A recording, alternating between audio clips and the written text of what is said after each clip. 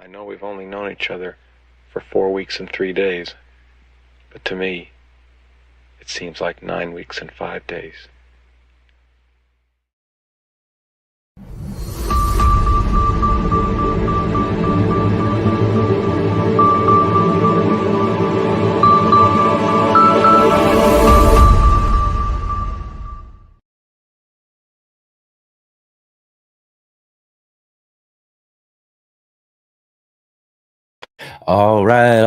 All my garden enthusiasts and passionate plant people. It is the third Sunday, or not the third, the Sunday. It is Sunday.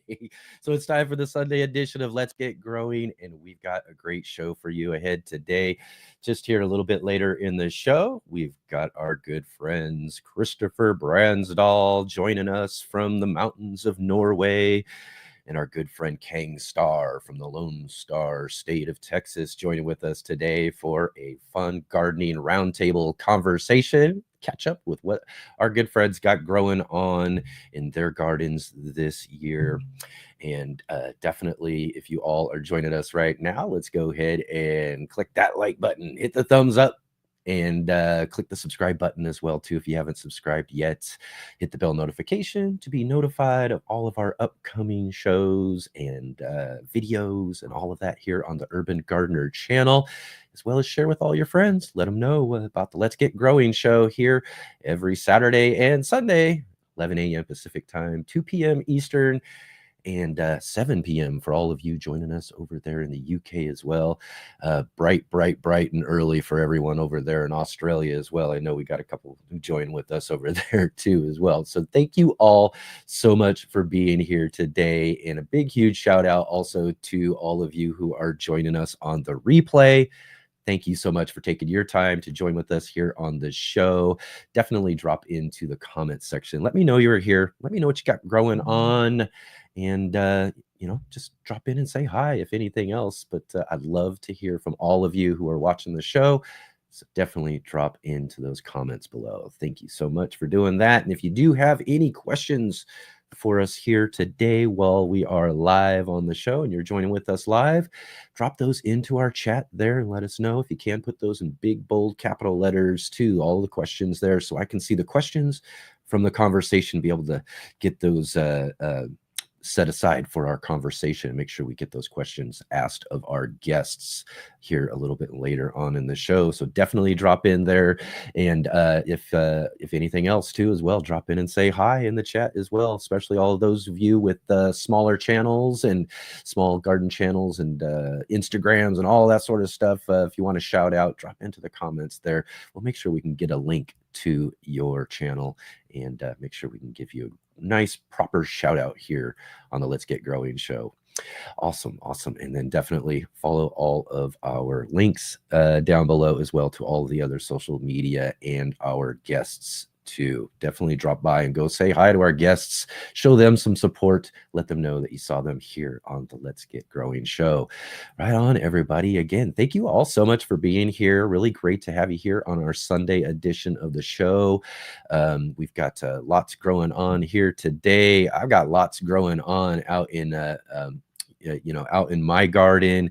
We've got so much going on too. It's trying to get some videos and everything done. So I wanted to make sure I let everybody know we do got a new pepper video coming out this next week. I'm almost finished editing it up and getting it ready to upload for this next week. And we're going to get back up on top of our rooftop and start growing some more of our peppers and other plants on our rooftop again.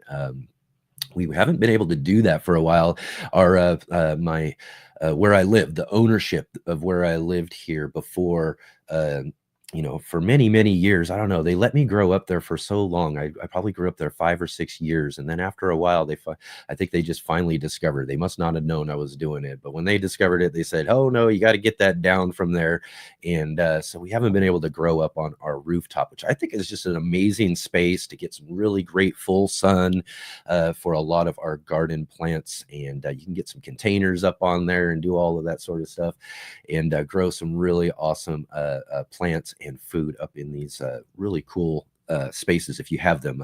You need a flat like carport rooftop like I have, or a flat roof on top of a building like our good friend Wendy Fan has. She's been growing up on her rooftop as well too this season. So I've had to finally get caught up and get up there, and so we've got some pepper plants up there. We'll be growing more and growing that space more again too as we continue to expand that garden now that we're able to grow plants up there again after getting new ownership here too, and they really like the idea. In fact, he helped me get them all up there this time. So I'm really looking forward to you guys getting to check out that video and seeing all of our plants growing up there as well too. So awesome. And as well too, I'm gonna do a cool little summer garden tour, which I'm starting to film as well too, around all of the growing spaces, and hopefully get that out for all of you as well coming up here, because again, like I said, there's lots going on.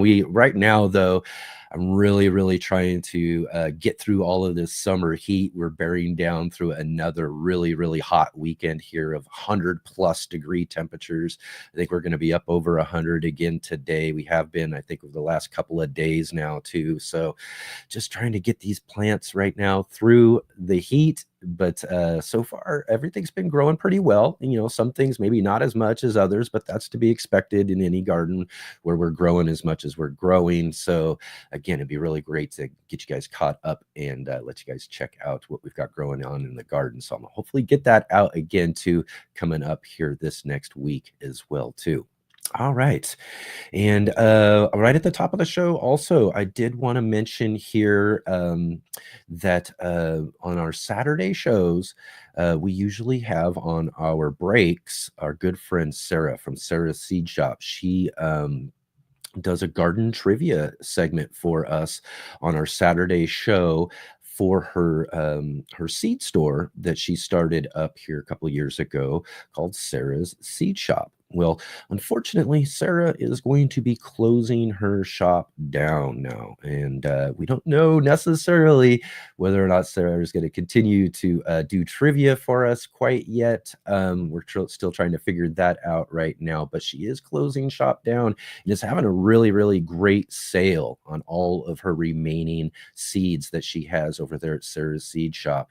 So definitely go and check out Sarah's Seed Shop and at sarahseedshop.com and go help support her and her business and everything. I know it's closing down, but you know what, we can at least give her some last minute support and help her sell these remaining seeds that she has. All really great essential seeds for your garden spaces. You can get some now, maybe get some for this next season coming up as well too. I think she's got garlic there available now if you want to get some of that great. She's got a great German hardneck garlic that she sells out of her shop that I grow in my garden and have been growing for years. It's an excellent garlic. So you can go get some of that. So you can get planting that out here in the next couple of months as we start our garlic planting season. So yeah, definitely do that. She also has some bulk seeds too, as well too. So she's got a little sale on some bulk seeds that you can get as well. If you want to buy some bulk seeds and maybe break them down and give them out as gifts or something to your friends and all of that, family as well too.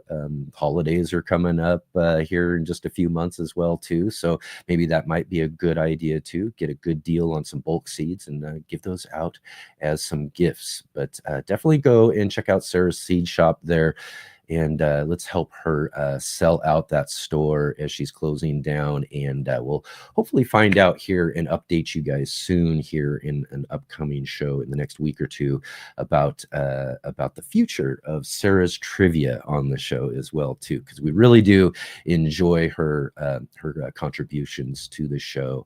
And hopefully we can get her to stick around for a little while anyways. But right on everybody. And also too, one of the other things I want to mention too while we're while we're still kind of working to raise some money for a new computer that we had to buy here recently because everything shut down here just this last month or so. Had a really big storm that came through and wreaked havoc all through all of my electronics, and had to replace almost everything. Internet, the computer, it was just really really awesome though too that we had one of our viewers step up and step forward to help us make sure that we could keep on going without any hitches in the show, pretty much. I mean, other than doing some testing to get everything figured out for a while, but to keep us growing here on the Let's Get Growing show. And so we're still looking to raise just a few more dollars there in order to get that taken care of and pay that back, and then as well to just anything else an extra for the show in future budgets that we could use to do some really cool things. I was talking a little bit about that on yesterday's show as well. We got some live events that we're planning and working on. In fact, we're going to be down in Northern California to do our first Let's Get Growing live show down in Northern California for a fig festival down there.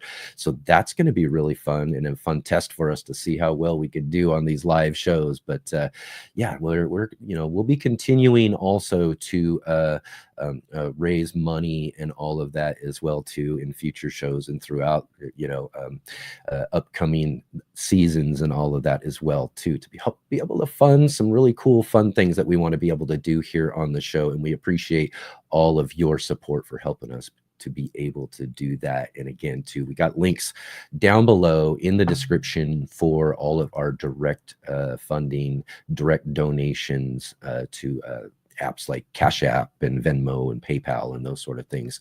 If you want to help support us through those directly, or we always love to see those super chats as well too in the chat as well. So I appreciate everybody for your contributions over this last month and going forward here on the show. So thank you all so much. And right on, everybody. Like I said, we got a really great show here for you today. And on Sunday, we got to go and catch up with our good friends in the garden. And this week, we've got with us our good friend Paul from Guten Gardening. Let's go see what he's got growing on in the garden.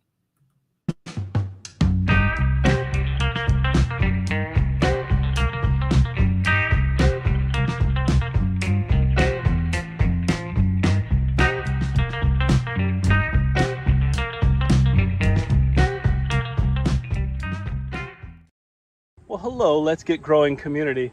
Today I'm going to take you on a quick little garden harvest here in our Zone 5 garden. We got a lot of vegetables that are still ripening up, but quite a few things that we can go ahead and get out of the garden.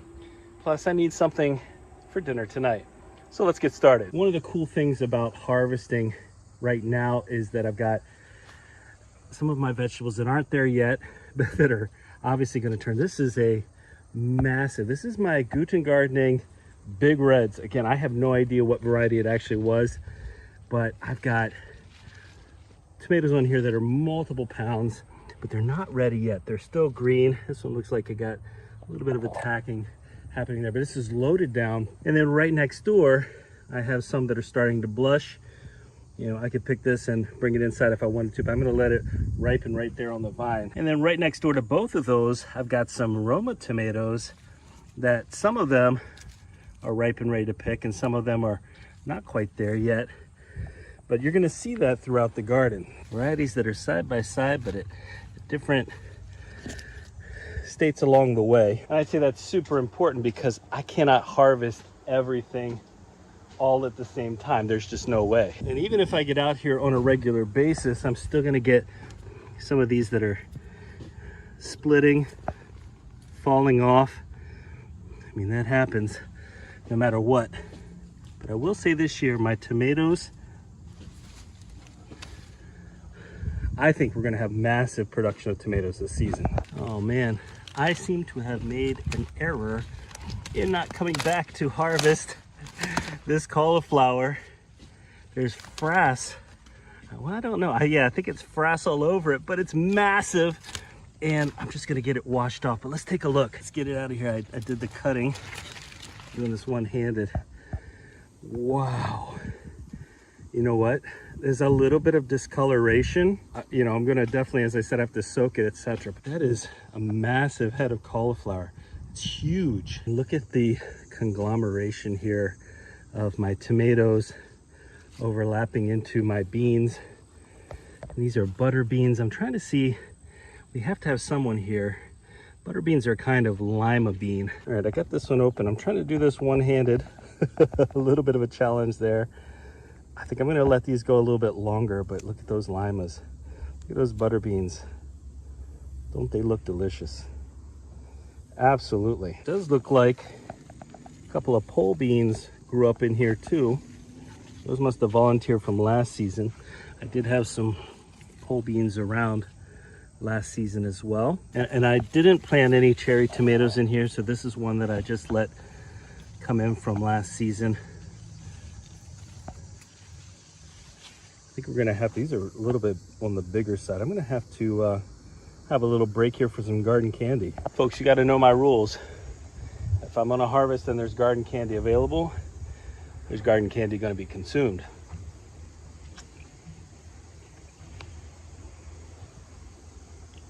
So sweet. You know, room temperature, outdoor temperature, tomato like this, one of the most refreshing things in the garden.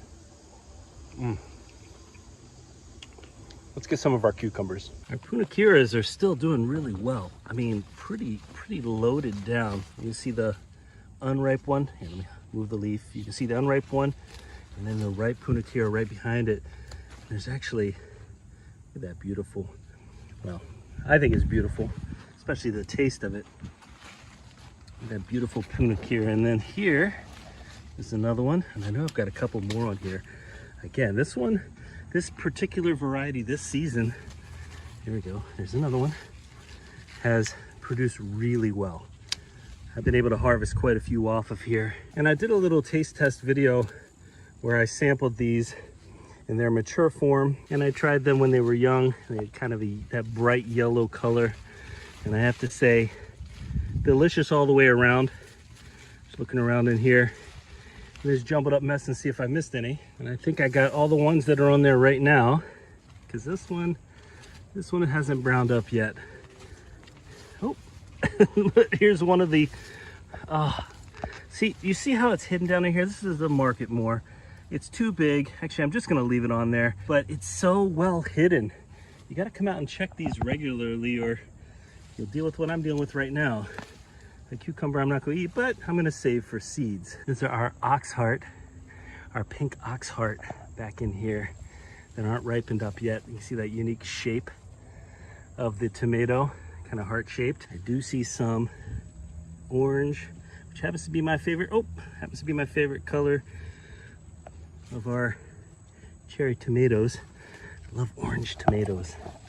I see them ripening up back in here. Again, I didn't plant any cherry tomatoes. All these are all splitting, which means I'm gonna have even more next season. All right, you have to let me know. Orange, yellow, or red cherry tomatoes. What's your favorite? It's so good. Right, this jungle is some of my kale, the red Russian. I'm gonna harvest some kale. I need kale for dinner tonight. What I've been making of late with my kale is a mixture of kale, different varieties, the red Russian, the curly leaf kale, and then I throw in some of my coloreds, and I chop them up really finely because collard greens take a little bit longer to cook. But I chop those up and I boil them down, and usually I add either onion or some leeks, which self-seeded from last season. I didn't get all the seeds. I add in some leeks, and the taste is so good. Now, in a recent episode of Let's Get Growing, one of the guests talked about how they add borage to some of the food that they're cooking, like cooking down borage. Now, I've always eaten the flowers and the leaves even without cooking it down, even though I know the leaves are prickly. It doesn't really bother me. It doesn't bother my my digestion or my stomach or anything like that. But now that I've heard that, and since I have a whole bunch of volunteer borage here, I'm actually gonna take some of the leaves and I'm gonna cook that in with tonight's bit of greens. And I wanna see what that tastes like. Look at all these beautiful flowers. Look at all the pollinators on the flowers. Bees everywhere. And they love this borage. It's supposed to be a great companion plant with strawberries. I love the fact that it attracts pollinators. I do find the fact that it comes back and self-seeds so frequently a little bit of a challenge, but I've really kind of got it relegated to this area now. So I'm going to take some of this in and see what that does to the flavor of our greens. And I'm getting so close to harvesting our Asian pears. Getting this tree loaded down. They're not quite there yet. But look at this, just hanging there. I've had some of them drop down, and those are ones that have damage to them. But this tree is so loaded down. I'm gonna be able to try some in the very near future. I'm super excited for that. And I have to hold myself back from harvesting the ghost peppers. Take a look at that. It's starting to turn colors. They're loaded down. Oh, it's gonna be fabulous. Well, I'm gonna be drying a bunch of those. Now, last but not least, one of the few heads of broccoli that emerged to anything, and I came out 3 days ago and didn't see any yellow. And this is what happens when you wait even a little too long with broccoli.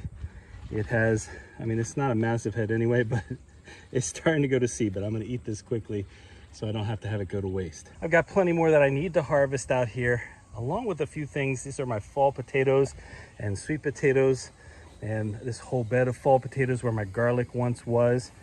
I've got sweet potatoes coming, but some of these are a couple weeks away. Unlike my green stalk, hopefully full of red, white, and blue potatoes, which is coming really soon. And this container, hopefully full of fingerlings that I'm about to harvest right after this video. I was almost done. Then I looked over here, one of the few pepper plants. I did buy a couple of them to introduce a couple new varieties into the garden. And this is one of them. This is an Agi Rico pepper plant, which has quite a few peppers that are ready to be harvested. Look at that, 4, and a couple more down in here. All right, I bought this one a little late in the season. Again, I started almost every single one of my plants from seed. But this says 1 to 5,000 Scoville units, so not all that hot. A pepper that is a key ingredient in the traditional cuisine of Peru, Ecuador, and Bolivia. A hybrid offers high yields with an early harvest. Crunchy, conical fruits have a light citrus flavor and medium heat. Hey, take a look at that. That is spurge. For those of you that don't know, spurge looks a lot like purslane, one of our edible plants around here. But we do not eat the spurge. Well, how about that for a quick little harvest here? Tomatoes, cucumbers, cauliflower. I rinsed my cauliflower off. It looks beautiful. A little bit of broccoli, onions, leeks. Oh, just a little bit of everything here. It was such a quick harvest, but man, I've got some good eating. And we are nowhere near done this growing season. One of the nice things about a video like this on the Let's Get Growing show is that I can be there with you in the chat and listen to your responses or see your responses, especially for questions like which color or which type of cherry tomato is your favorite. And so if you haven't already answered that question, I'd love to hear your response still in the chat. All right, I hope you enjoyed this month's video. Thank you so much for being here, for being a part of this community, and we look forward to seeing you next month.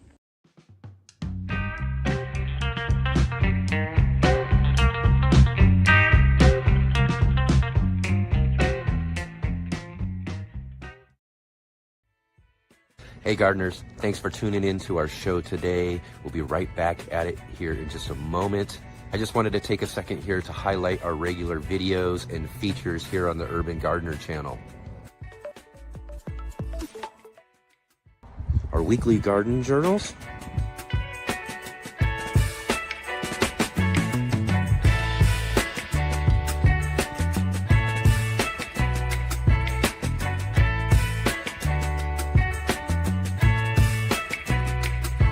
and our incredible featured visits.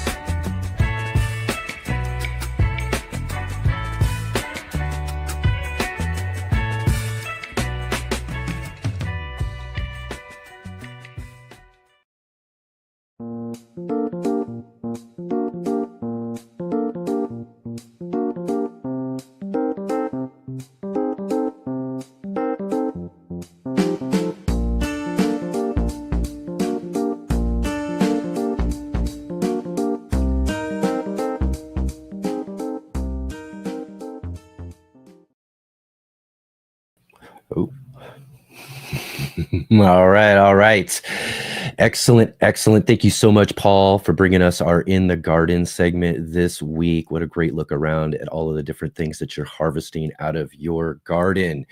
And also to kind of answer both our Sunday Q&A and Paul's question as well too. What makes me smile in my garden is seeing a lot of the things that are growing out there and producing and doing pretty well that I kind of had a lot of doubts about as I was getting started with the season and getting some things going and everything too. So that's one of the things that really each and every year kind of makes me smile, is when I'm seeing these plants that I just didn't have much hope for.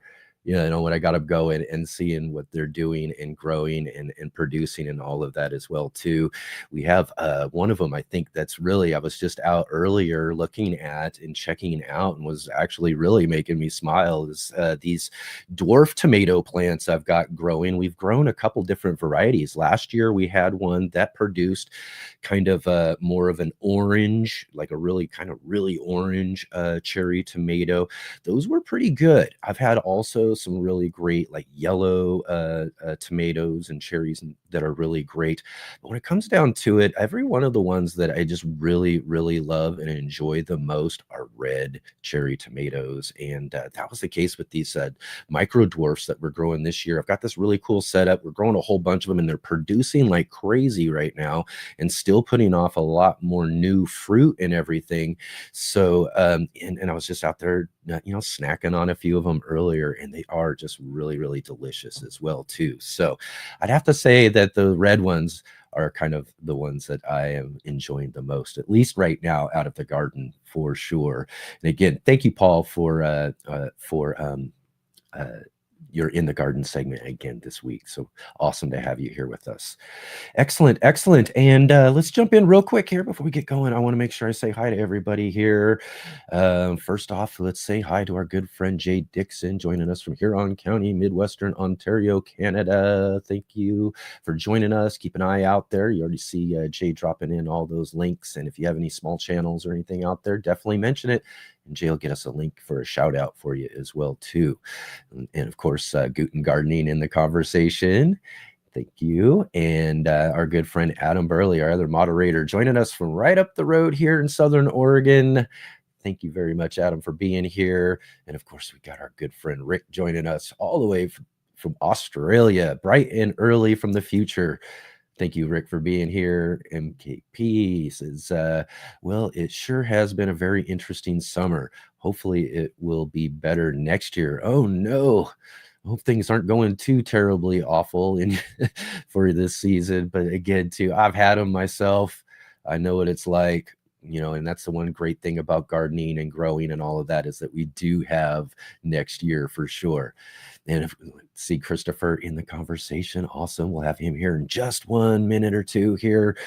Eddie. Awesome. Thank you, Eddie, as well, too. I just saw a donation on Cash App to help us out here for our new computer and all of that. Thank you so much, Eddie, for your contributions to the show. Really, really appreciate that. And Bowtie, good to see you here. Right on. Big Will Dog. Excellent. Thanks for hanging out with us today. Dusty Flats. I see Janet McDonald in the conversation. Looking forward to fall cooling off. And seed buying doesn't stop. That's right.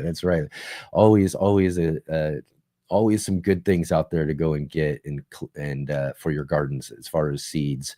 And I too am looking forward to a little bit of a cool off right now. I'm a heat lover. I love the summer and all of that, but when we start really going through these 100-degree weeks like we have, just hot days one on top of another, I sure do start to actually look forward to that little bit of cool off when we get towards fall here for sure.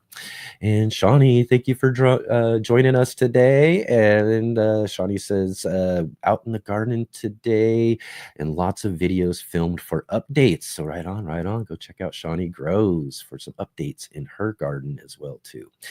Right on. Excellent, everybody. Real quick here before we get moving, I got our guests here waiting in the wing. I got to get moving along here today, but I just wanted to mention last week on our Sunday edition of the show, it was the third Sunday of the month, and that was our monthly gardening book club with our good friend Mark Boucher Colbert, Mr. MBC, joining us live on the show, as well as we were featuring for our monthly book club, The Triumph of Seeds with Thor Hansen.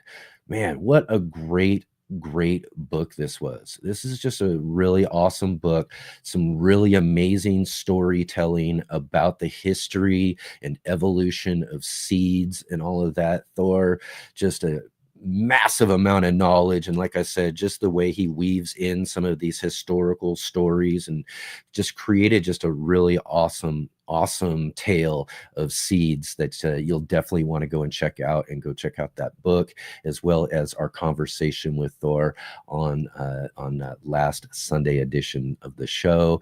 And then also too, our upcoming books for the month of September. And I said books too. Did you notice that? We got 2 books that we're featuring for the month of September, because we're also featuring children's gardening books, kids gardening books as well too. So we picked out 2 of them. So we're going to do the 3rd Sunday and the 4th Sunday of the month into 2 different books to feature for kids gardening and education.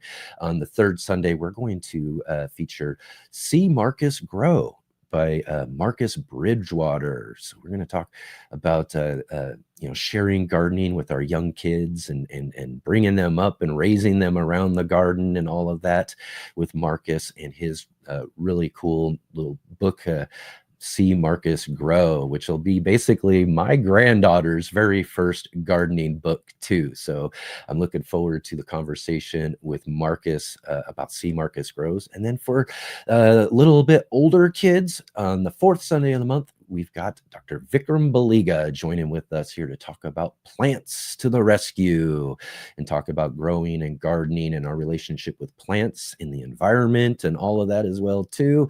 This ought to be a really, really great conversation with Dr. Vikram Baliga on the 4th Sunday this next month for our monthly gardening book club. And not only we're going to talk a little bit more again about, the next older group of kids and raising them around gardening, all of that. But Dr. Baliga is also a professor at Texas Tech agricultural department there too as well, and he teaches all these college students about agriculture and farming and all of that sort of stuff as well too. So we're gonna have to have a really, really great conversation with Dr. Vikram Baliga on that 4th Sunday gardening book club, all about gardening education. So right on. Excellent. So definitely be sure to mark your calendar and come and join us for those really, really great shows. So, all right, everybody, I think it's about time that we get started and bring in our guests for today. I'm looking forward to this conversation with my good friends, Christopher Brandsdal and Khang Starr, for our Garden Roundtable.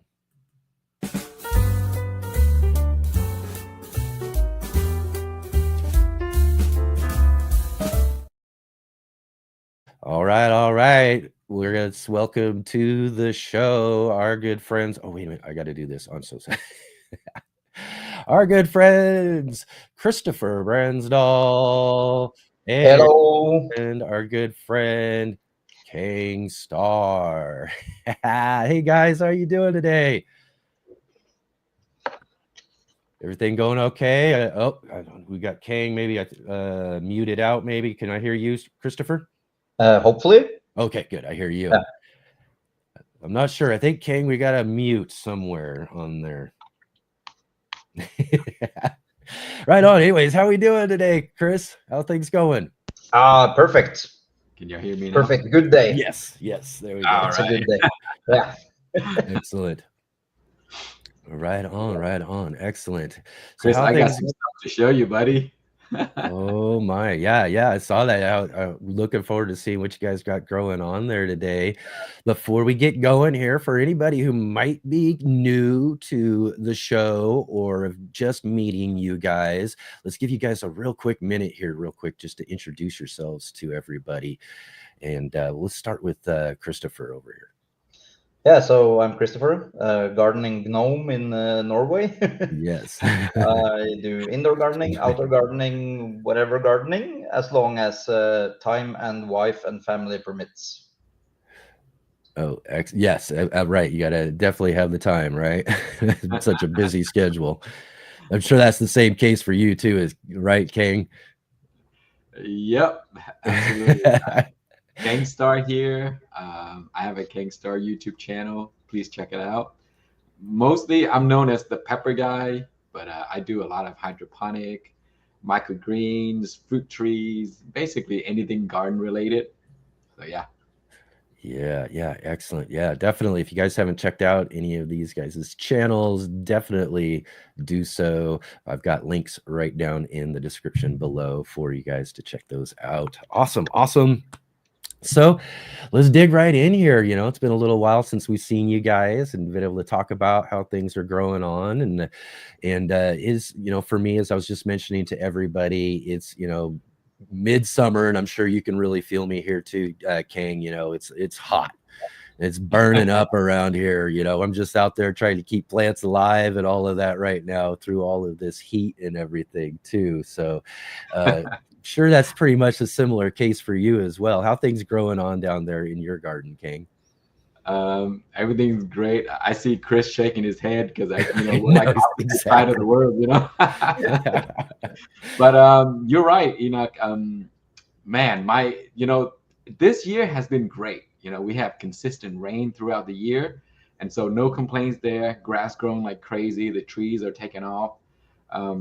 It's gotten hot over the last month or so, and you can tell. You go into the garden, and then the pepper trees are plants are like drooping. Every day around noon, you can see, because I don't have shade cloth over mine, and I should. Yeah. I just don't want to put them up, but I should put them up. But other than that, everything is growing great. I have a lot of things to show you guys as we go along. I want to show Chris something that the hydroponic system that you created. Man, it's still working like a champ. Yeah, that's let me show it to you guys so you can see. Yeah, actually, let's get right into it, right? Yeah, get right into it. And so look at this, Chris. Wow. Oh my. So instead of using the base to fill the water, I decided that I need something smaller, because I'm gonna take this in and out and do it all kinds of hybrid experiment. And you can see I'm doing some hybrids right here, and I'm just using the light, above, and then I'm using this container, just like a dollar store container. Oh yeah. So I place it into this little bucket that is actually a system, because I need to move this around, and so I didn't want to use the unit to fill it up with water, so I just use it as that. And look at all these peppers we have right here. Wow. Yeah, that's such an amazing thing about peppers. It just doesn't matter how size or how you contain them in their pots or whatever. They still produce, and that one's just producing a lot, man. Yeah, it's crazy how much that. I mean, the system that Chris created is really sort of like the light hood is more powerful than it should be for a small system that size. He went all out, Right. And so I have the light way up here, and it's plenty, because you can adjust on your phone the intensity of the light. And usually I only set it to 50, because if I set it to 100, that thing would be scorched. Yeah, I use 50 also on peppers on my system. But the only things that I've seen that I've used more on is cilantro and some type of salads. I've actually used Okay. even more, and it works nice. But the problem with the system that you are solving now with the small can is that the peppers grows too big. If you fill Yeah. the full container, the peppers do too well. So Yeah. so it's almost impossible to keep them short. The Yeah. way Yeah. that you display there, it's a phenomenal pepper. Wow, I'm so envious of all those peppers. And so Yeah. what I found is you over the years I've grown all these peppers. The annuum are the best types of peppers to grow in hydroponic in small systems that you don't have to kind of like, check on all the time. You don't have to check pH. You Yeah. don't have to check nutrients. You just fill it up and, just keep filling, which you shouldn't do. You have to change it out every once in a while. But I find that Chinen's are so picky. They'll drop everything if there's an imbalance in it. And so it's much harder. And so I find there's a few varieties of annuum that I created with through my hybrid system. And man, Yeah. these things are producing like crazy. I mean, hundreds and hundreds of peppers on something that is like under 8 inches tall. Yeah. Right. So what you're saying there is that the system should be more modular. We should have different sizes. Yeah, yeah. So just a plug and play system where you can just switch out between smaller containers. Yep, yep. Yeah. And Right. That would be really cool. Noted. Make it a little more So, make it a little more versatile, right? yeah, Yeah. for an office setup, if you want to grow something in your office, it's an excellent design that Chris created. And then you can grow peppers and you just like those Thai peppers, and I mean those things are good on everything, and you Yeah. can get peppers all year long, like throughout the year. For fun now, I'm using my system for growing succulents. Oh, So nice. Oh, right on. so everything can grow in water. Yeah.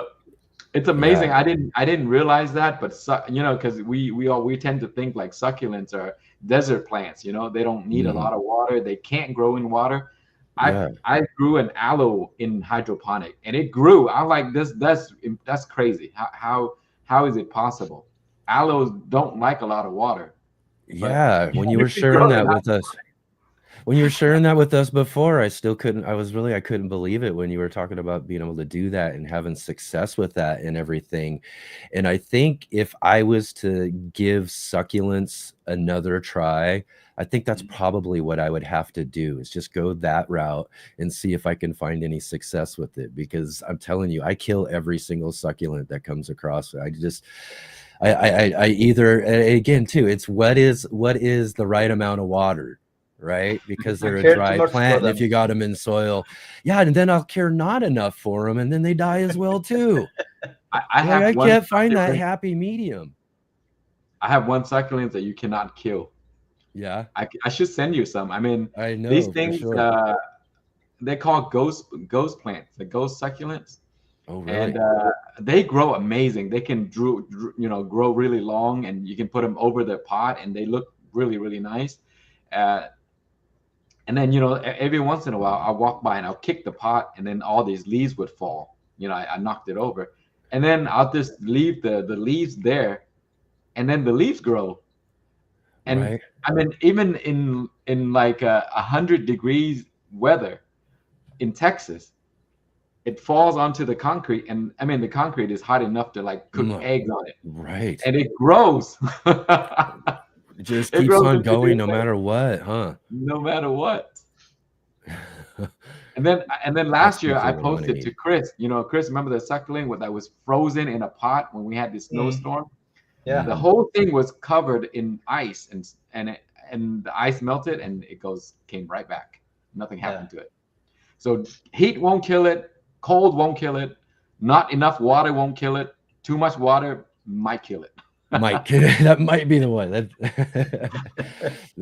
Have to do a test then with it and see if it'll grow hydroponically, right? If it'll just grow in I all did water. grow it hydroponic. It worked. It did work too. So there you go, right? So just a little too much water again too in a soil medium is just really just too dangerous for these things. and that goes to show how adaptable plants are. You know, when you grow them in water, they adapt to the water, you know, ecosystem. If you grow it in soil, of course, it develops different type of roots, and so it can live in soil. And then, you know, you grow it in water, it gets water roots, and so it can live in water. It's ridiculous, crazy. Yeah, that's pretty wild. And again, like I said, that's definitely the route I'm gonna have to try taking, and maybe I could see some success with some succulents for sure. Maybe it's the way for me to start dipping my toes into some hydroponics. You have to do I it. need to get one of those systems you got there, Chris, though. That's what I need. Yeah, I need to get back into making those, because now I have a new printer. All my old files doesn't work anymore, and there's Oh so no. many things to set up. But yeah, I would love to be able to have the time to get back into making more of those. If you do, Chris, I do have a lot of feedback from the ones that we used to, you know, for improvement, of course. Yeah, that's what I'm afraid of. So yeah, That's what I'm afraid of. Exactly. I Right? also have too many things that I would love to do. Yeah. Well, what are some of the projects you're kind of into right now? Asking me? Yeah. Yeah. So these days it's only work. I've been traveling for work for weeks now, and there's so many things going on. But today I finally got around into totally washing down the whole grow room with soap and water and scrubbing all the walls and doing everything, cleaned up everything, reorganized some things. Everything is just spotless now. And I got a seed pack of 32 varieties from Tradewind Fruits on Friday, and I get a new packet of seeds from Thailand this Monday. So things are really looking up. I ordered my predatory mites today, and also some pallets that I'm going to use in my setup. So yeah, I'm just full on now, heading into the whole new season.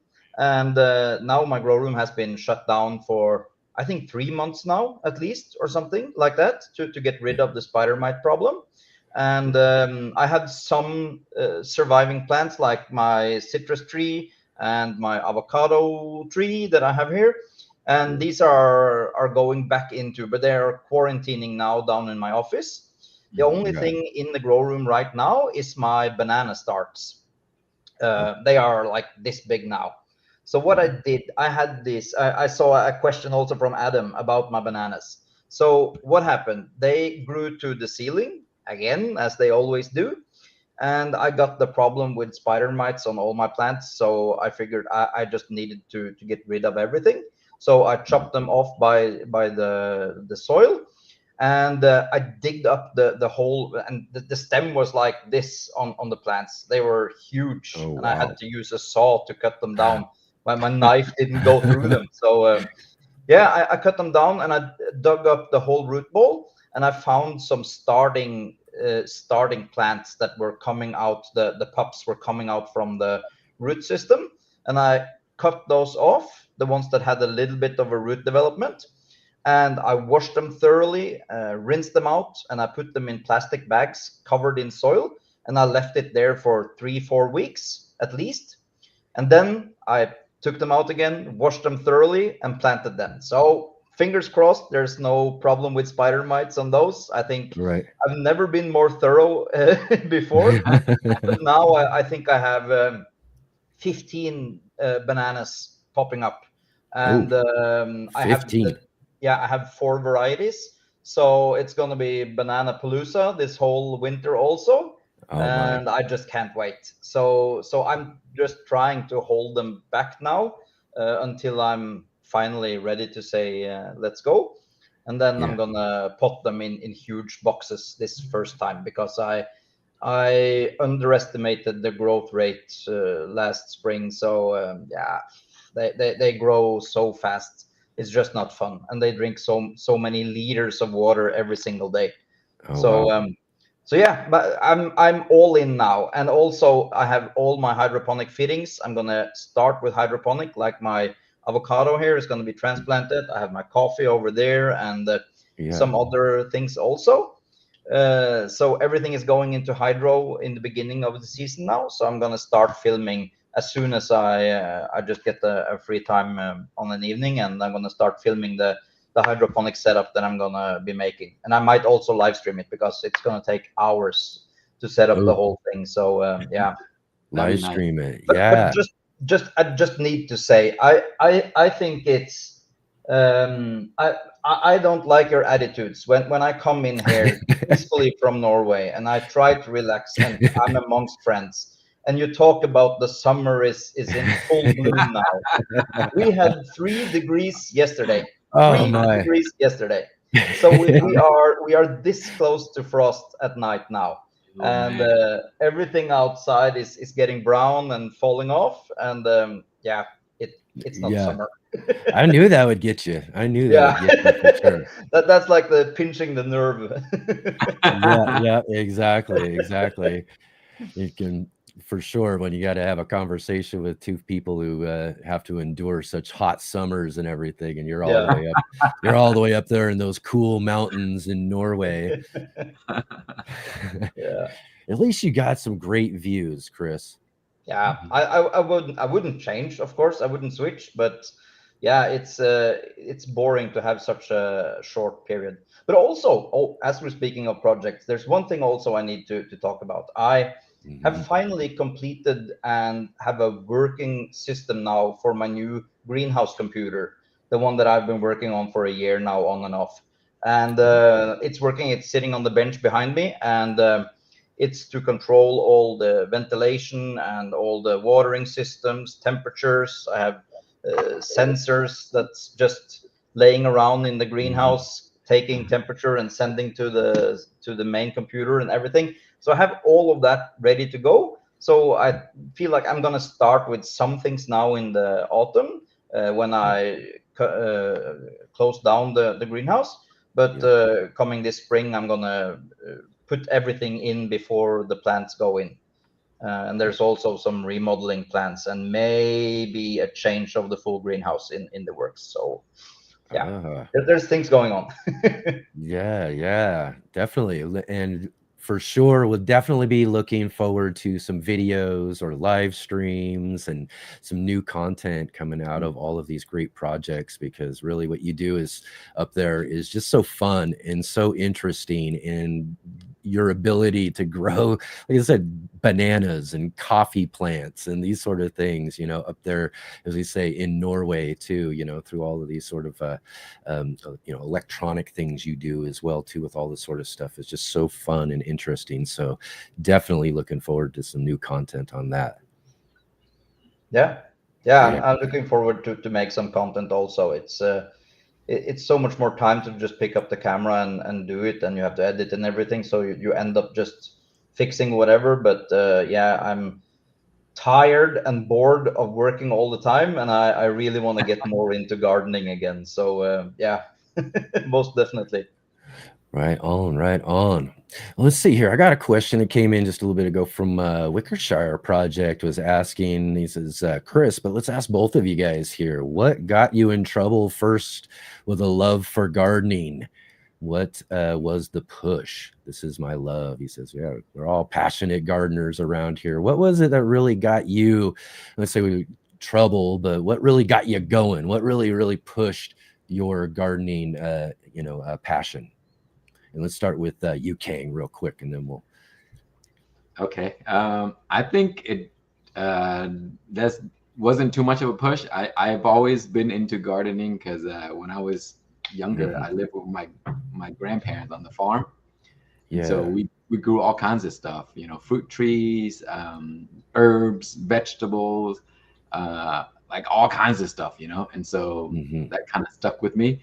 And then, when we moved to the US, as I was going through my career, I moved around a lot. And when I moved around, I don't have a permanent place. So I just live in apartments and stuff like that, And so growing in apartment space is really difficult. And so I started researching hydroponic and stuff like that. And, hydroponic is just massive. Everything is on a large scale. And I was like, wow, you know what? Can I do that on a smaller scale inside my apartment? And so I experimented with growing things really small. Yeah. And then, and I was like, oh, this is fun. It made a lot of mistakes, and then I made a few videos, and you know, it's surprisingly people love hydroponic. It's really new. I mean, it's still new to this day.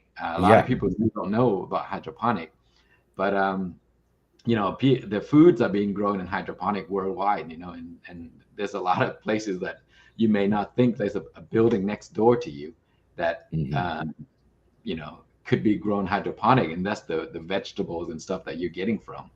And so I made this channel to really show people how to grow microgreens, and I got into hydroponic, and then it, you know, then the rest is history. Then blossom into peppers, where that's how I found you ultimately, was finding your pepper lovers community and finding you through there, which again too translated into a lot of things that I do now too, as well, through things in my garden, through the peppers that you were showing as well too. So but the peppers is a funny one, you know, because when I first started growing pepper, I've always grown peppers since I was a kid.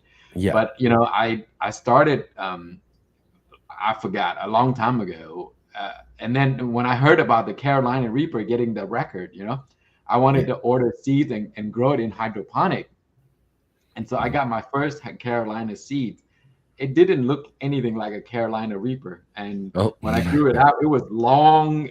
I mean, I didn't know what it was supposed to look like. Right. And so as I grew it over the year, I was like, man, this thing looked really strange. It looked just like a ghost pepper, you know? And then over the years, I grew more and more of them. And I was like, oh, you know, these look much better. I think these should be Carolina Reaper. And I looked at images online. They're all over the place. I mean, I think up until recently, when, you know, people were starting to say that the Carolina is the round, you know, with the tail. But back when I first started growing, when you looked at images online, they all look different. And of course, because it's not stable, I guess. But and so I grew peppers in hydroponic. So I made the channel, you know, and then pepper just took off, and so that's how my channel came about. Yeah, right on, right on. What was it that first got your passion for growing started, Chris? Yeah, so I just was sitting down and thinking, what can I do with our veranda on the house? And I've also grown up with growing all sorts of things, but mainly things that grow here in Norway, like potatoes, carrots, and kale, and all these things. But my mother used to grow tomatoes and cucumbers on our veranda, and I wanted to see if I could do the same thing. So I started, but like I do with everything, I didn't start with one pot of this and one pot of that. I started with huge pallets on the veranda all over the place, to my then girlfriend's big enjoyment, and I grew everything the first year. I grew peppers outside, I grew tomatoes, cucumbers, I grew all types of lettuce, I grew melons, everything. And we had a phenomenal weather that summer, and I think that was a good help to see that everything was possible. And what I did was I took the pepper inside in the winter, and I continued to grow them in my home office, and that kind of sparked everything. And I ended up watching videos on YouTube. I was watching Praxis 55712 channel. I was doing all these things, and I was seeing there how many other crazy things people were doing. And I also found that it was a tremendous psychology help. So it really helped me. It helps with all the chaos in the brain, with anxiety, with everything. It was a tremendous help for me to have this sort of hobby to work with. And also there's also it's like doing some forever project. When you get to the end goal, it's not that fun for me. It's always looking to see how I can do things, and if things are possible. And gardening can be really easy, and it can be extremely hard. And that's what I really loved about it. I loved the challenge of growing.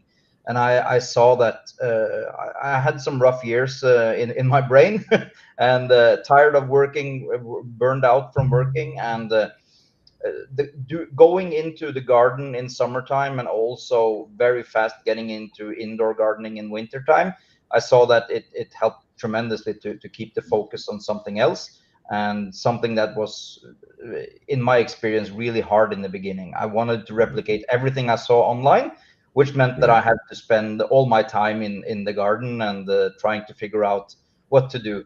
So yeah, it's like a dangerous drug. You kind of get into gardening and there's no way out. That's right. That's right. But as you mentioned, it can be a really, really, kind of an essential drug in a sense, when you're thinking of, what we're doing and dealing with in life. And again, this goes for most every single human being on the planet. We all go through things. And for me, as I've gone through my gardening journey and through the years and all of that, especially early on, I was going through some really, really difficult stuff. I've lost some really close person to me and some other family things that were just so hard to deal with, that I found myself just really in my garden all the time. I was kind of almost isolating in a way because of the way I was feeling about stuff. But it was that garden that I turned to that ended up, kind of healing me in a way and getting me back into my life and getting me back into enjoying things and doing things again and all of that. And what I always say too is that, it's that aspect of gardening. I think that when we get started growing and we start to realize what it's doing in that sort of manner for our lives, that just seals the deal. That's what makes us passionate plant people, garden enthusiasts, like I opened this show with, you know what I mean? Is because, it just really just connects with us in a way that is just, again, too, in a way that just makes things better in life. And that is just such a great part of the gardening experience. You feel the same way too, I'm sure, huh, Khang? Yeah, absolutely. Chris and I have similar background. We work in kind of like the tech world, IT stuff, and all day you just stare at a computer all day long. Yeah. And seeing things grow, or going out into the backyard, going out into the farm or whatever, it does change your mood. And so yeah, there's some stressful days where you just go out in there and you can spend all day, and you come right back. You're like, wow, that's all gone now. Yeah. It's something about the, getting your hands in the dirt. Yep. Digging up things, Yeah.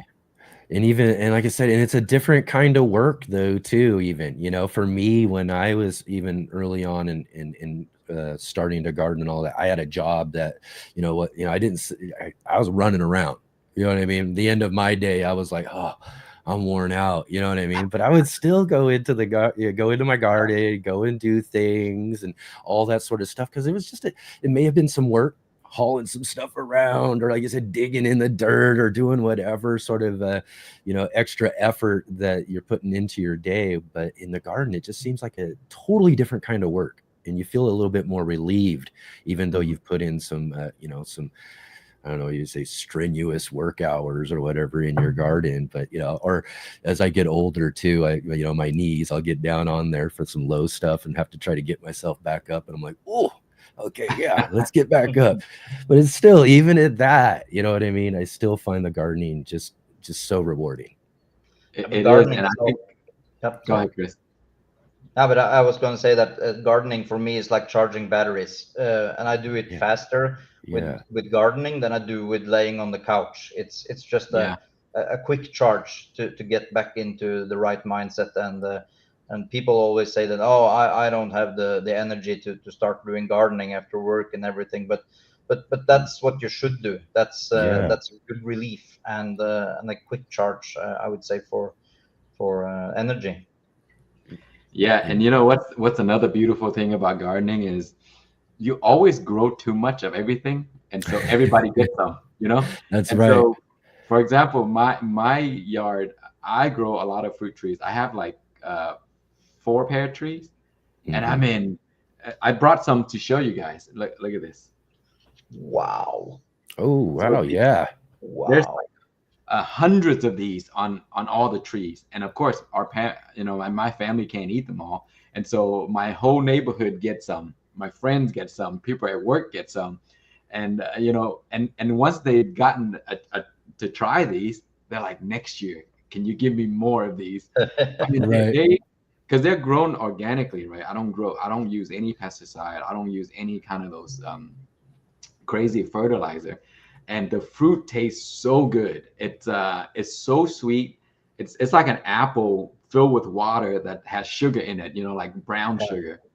And so when I give these out to people, they're like, what are these things? Some people don't know what they are because they're called Asian pears, you know. So you go to the grocery store, you don't often see them. And so they're kind of like a specialty product. And, you know, I give them out like candies, you know, I give them out to everybody because, you know, we can't eat them all. There's like hundreds of them still left. The squirrels can't eat them all. I can't eat them all. But are they good for juicing? Yes, absolutely. And the crazy thing is these pears, if you leave them in the fridge 3, 4, 5 months later, they still look exactly the same, taste the same. It doesn't change. And so these things will last forever. I mean, you harvest them like right now is the best time, like August, because the end of the August, they be too ripe already. But Asian pear, they don't ripe when you pick them. You have to pick them when they're ready. Yeah. And so you pick them in around August to late August, and then you can leave them in your refrigerator, and they'll last all the way to January, February, and they taste the same. Really? That's great. That's great. Yeah. In fact, in the garden segment for the beginning of the show there, I believe Paul was showing us some Asian pears that he had growing in his garden as well too. Oh, nice. So yeah. And I got to try those actually, that particular variety, just this last year when I went to the National Heirloom Exposition. Our friend Wendy Fan and her mom brought a bunch of Asian pears over to the festival and everything, and we were snacking on them there too, and they are really, really good too. I have mine all grafted, so all my trees are like 9 different varieties on them, you know. So whatever varieties you think of Asian pears, I have them, and they all grow on one tree. Yeah, and the Asian pears grow right along with all the other varieties of pears too, without a problem, huh? Nice. The European pears actually help pollinate the Asian pears. So if you can find, you know, varieties that flower at the same time, they can help produce more fruits. Yeah, and do some of the other varieties, do they like ripen or come to fruition at different times? Yes. So for example, I have the Chojiro. They're usually pretty early, so I harvest them at the end of July. The Shinseki is also end of July to early August. And then I have Hosui, same thing, they're pretty early. And then my Shinko and Korean Giant, they're towards the end of August. And so, you know, you can have pears as soon as maybe mid-July and then all the way up to the end of August, September. All right. Let's see. Wickershire was asking here too, what is a zone recommendation for Asian pears? Is there like a range of zones that work best for them? So they can grow from zone probably, I mean, I'm in zone 8, but Asian pear can live down to -10 degrees, you know, so you can go into zone 4, zone 3, all the way up into zone 8, 9, 10, you know? Yeah. They're pretty easy. Yeah, really versatile. The only thing is, if you live in like zone 8 or 9, you should get like a Shinko variety, because those are very blight resistant, and so they can withstand blight like no issues. You know, like other varieties like Asian, like the Korean Giant, the Shinseki, the 20th century, they tend to get fire blight very easily, and if you don't treat them well, they could damage the whole tree. So if you live further south, you get a variety that can withstand blight. If you live further north, you get the varieties that are less likely to get blight because it's cold, you know. Yeah. So yeah, from I mean zone 4 all the way up to 10, you can grow them. Yeah, and I guess as Jay's saying here too, is like with a lot of fruit trees and all of that too, there are winter chill hours to be thinking about as well too. Yeah, right on. Excellent. Yeah.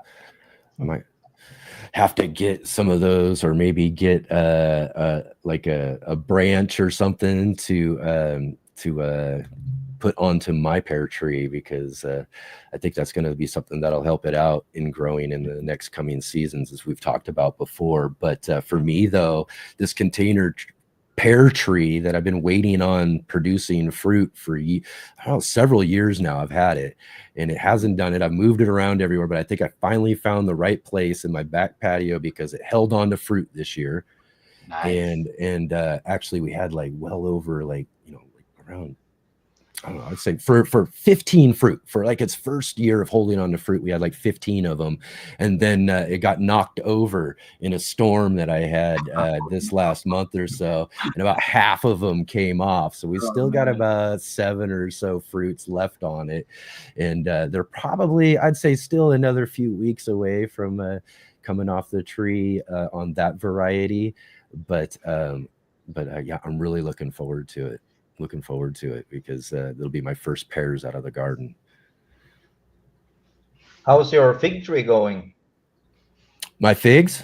Yeah. Oh, amazing. Actually, in fact, I was just munching on some figs earlier with my tomato. I was just actually before the show out there checking things out and munching on stuff. But the Chicago fig right now is just going gangbusters. I mean, it's just producing figs like crazy. And they're just really, really sweet right now too. They are so good coming off of the plant. Yeah. And so yeah, I've got a couple of other varieties that are maybe just smaller, growing smaller, and are producing some fruits yet on one of them. But I think maybe it's a different timing for the fruit on those ones versus the Chicago fig that I have. But so I'm still waiting on some fruits from the other variety. And then I have a smaller one that isn't really producing quite yet, but it's growing like crazy, like before it. I mean, the weird thing about that one was like I had it and I grew it and I had it in this pot and I grew it and it just wouldn't seem like it would grow at all, And it took like this last year through the year, I was like, I don't know if this thing's ever going to do anything or not. But then I transplanted it into a completely different pot and did something, and now it's just going crazy and growing. But the only thing I didn't understand is why didn't it even want to grow at all before? You know what I mean? It was a little bit, it put off a little leaf, you know what I mean? I suppose before, but yeah, so I finally got it going this year. So I'm looking forward to that one. Maybe this next year producing really well too. I got a ton of fig trees from last season that I cut these branches. And so now they all rooted, and it's amazing how in just one year they just fruit. I got a bunch of branches that I don't want anymore, and so I don't have anywhere to put them. So I put them in my trash bin compost system. I just stuck them there. They grew within a few months, and now I have fruits everywhere. Just growing right out of your trash bin compost system. It's just, I mean, the branch got massive, and they got so many fruits. Every day I go out there, there's like 2 or 3 that's ripe and ready, and then I'll take them and I'll eat them, and then next day I have 2 or 3 more, and they keep growing there. There's just a bunch of them, and I think I got these the Ronde Bordeaux one. That's the one everybody's recommending. I want to get that. Yeah, that's the one. Those things are really cool. You got those too. They're really they're not very big, but they're very jammy. They taste like so sweet. And then I have some the Texas blue giant. Oh my God, those things are huge. They're like the size of a pear. What?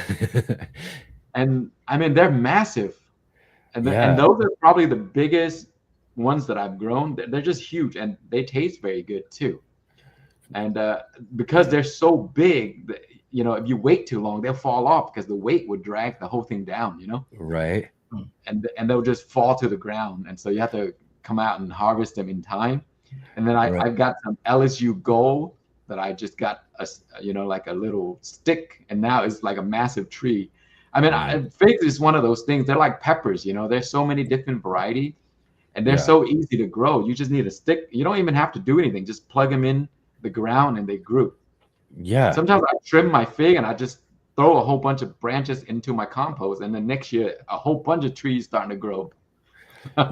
Yeah. I think that's probably what I'm going to do with this Chicago one this year now too, because I finally got it up to the kind of the size I kind of want it to be in a way, you know. So now I'm going to break it down a little bit so when it grows this next season, and then try to do that, and We then make need some to, cuttings off of it. yeah, we need to exchange some cuttings, from the Yes. Ronde de Bordeaux, and I would love to have the Chicago hardy fig back, because I had the Chicago fig previously, and Mhm. that did a little bit better in my climate than the Ronde de Bordeaux. But both are delicious in different ways. But yeah, I just love both of them. But the Chicago fig is just growing like crazy here. But I left it too cold one winter, and it just took it out. But yeah. Right. Yeah, we'll definitely have to do that for sure, because that's one that I've not only heard from you guys, but a couple of other fig growers as well that I talked to, and they're like, "Oh, you got to try that one." So we'll definitely have to make some arrangements and do an exchange. But I'm grafting a whole bunch of them right now. The reason I'm waiting too long is because, figs, some trees they do well in the heat, some they don't, and so I'm waiting to see which one worked the best, and then I'm gonna all combine them into one tree and make them all different varieties of them. I Yeah. would also love to graft my figs, but the problem is that my figs almost every single year die down to the soil Yeah, because of yeah. the temperature. So the grafting wouldn't be.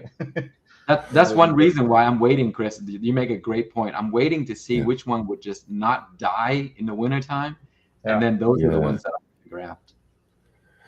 Yeah, that's a great point for sure, because yeah, if you're cutting down and that's something you've got to do each year, and cut down, then yeah, grafting isn't necessarily going to work out too well. Mhm. Right on, everybody. And again, too, thanks everybody out there for questions and all that. If you all do have any questions for our guests here today, definitely drop into the chat there with some questions you might have. Let's see here. Coach Chavi was asking a little bit earlier, do you guys have a nemesis plant, one you keep trying but haven't quite perfected? How about you, Chris? You have a nemesis over there? That one. That one there. Oh, Avocado. the avocado. Avocado. This is Oh the my. first time in my over 10 years now that I've been able to grow it to this size. Well, it doesn't look too big now, but it was like this, and I cut it all the way down because I Mhm. wanted to get rid of all the pests that was on it. But Yeah. I've had a horrible time growing avocados. I've tried and tried and tried and tried. So I don't know what I did correct this time. I think I used less soil, less care, less whatever, because I was Mhm. kind of just giving up, just throwing the seeds in here and there and see what sticks. Mhm. And finally, it did grow, and it looks phenomenal. It has like this leaves, and yeah, it's going into water now, and see if I can kill it right away. So yeah, So avocado it's is, in soil right now, and you're going to yeah, it's transfer it in from a, soil to water. yeah, it's this small pot right now, and I'm going to move it into water. I'm going to prune it all the way down once more to right about there, but I don't want to do it before it takes to the water, and I see that it survives and do well, and then I will cut it down, because otherwise it will be too high. When I get the water bucket, it's going to be like this, and then the tree is going to be like this before anything happens, and then I Yeah. have the ceiling problem once again. So it's going to be cut down, but hopefully it will take to grow in water. But I don't know, have any of you guys tried to grow it in water? I guess Kang is the one to ask. Not an avocado tree, Chris. No. I know that'll be fun and interesting to see how well that works out for sure. Yeah. How about for you, Kane? You got a nemesis? You got a plant that you just have a hard time with, or you keep trying and it just doesn't quite work out? Yes, Or I know for you though too as well, but and then I'll just add this in there, and yeah, maybe you can add it with whatever one you're talking about though too, is that you do uh, um, create your own varieties of peppers as well too. Is there something along that lines in the peppers as well? There is a radish that I've been growing for the last 3, maybe 4 years, I could never get it to grow, anything larger than a pound. It's called a Sakurajima radish. These things are massive. They can go up to 30 pounds in Japan. And so I got seeds for those for, like years ago. And every season I grow them. They're smaller than a little carrot, and I couldn't figure out why they were not growing bigger bulbs. And so, I grow them, and then they start to bolt and then, grow a whole bunch of seeds. And so I think it was last year, I decided, you know what, I'm going to stop growing this crazy radish. And then, there's a bunch of seeds that dropped, and then they grew, and it's just a volunteer. Yeah. And then it grew to 10 pounds. Oh my. I mean, I didn't grow it. It grew on their own, and it decided to grow massive. And then, it got to around 10 pounds. And then of course the freeze came and almost killed it. And so when the freeze came, I went out there with this clear container, it's like a dome. I placed over the radish, and it didn't fit because the dome was too small. And I had to wrap it up with trash bag and protected it. And, it survived the first storm fine. And then the second one finally killed it. But when I dug it up, it was 10 pounds. I mean, it was massive. And I think I'm going to try to do it again this year to see if I could get it that big. Yeah. But was that a daikon variety or?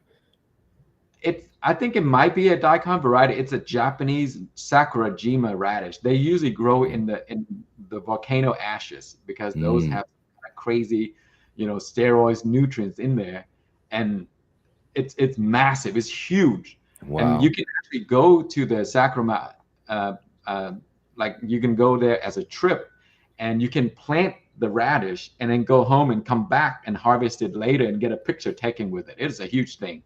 Oh wow. Yeah. And so I was able to grow around 10 pounds of it. I think I posted on Instagram. It was massive. And wow. That was the hardest plant that I've ever tried to grow, because it was never successful. And when the volunteer came out and it did it by itself, I don't know how it did it. Right.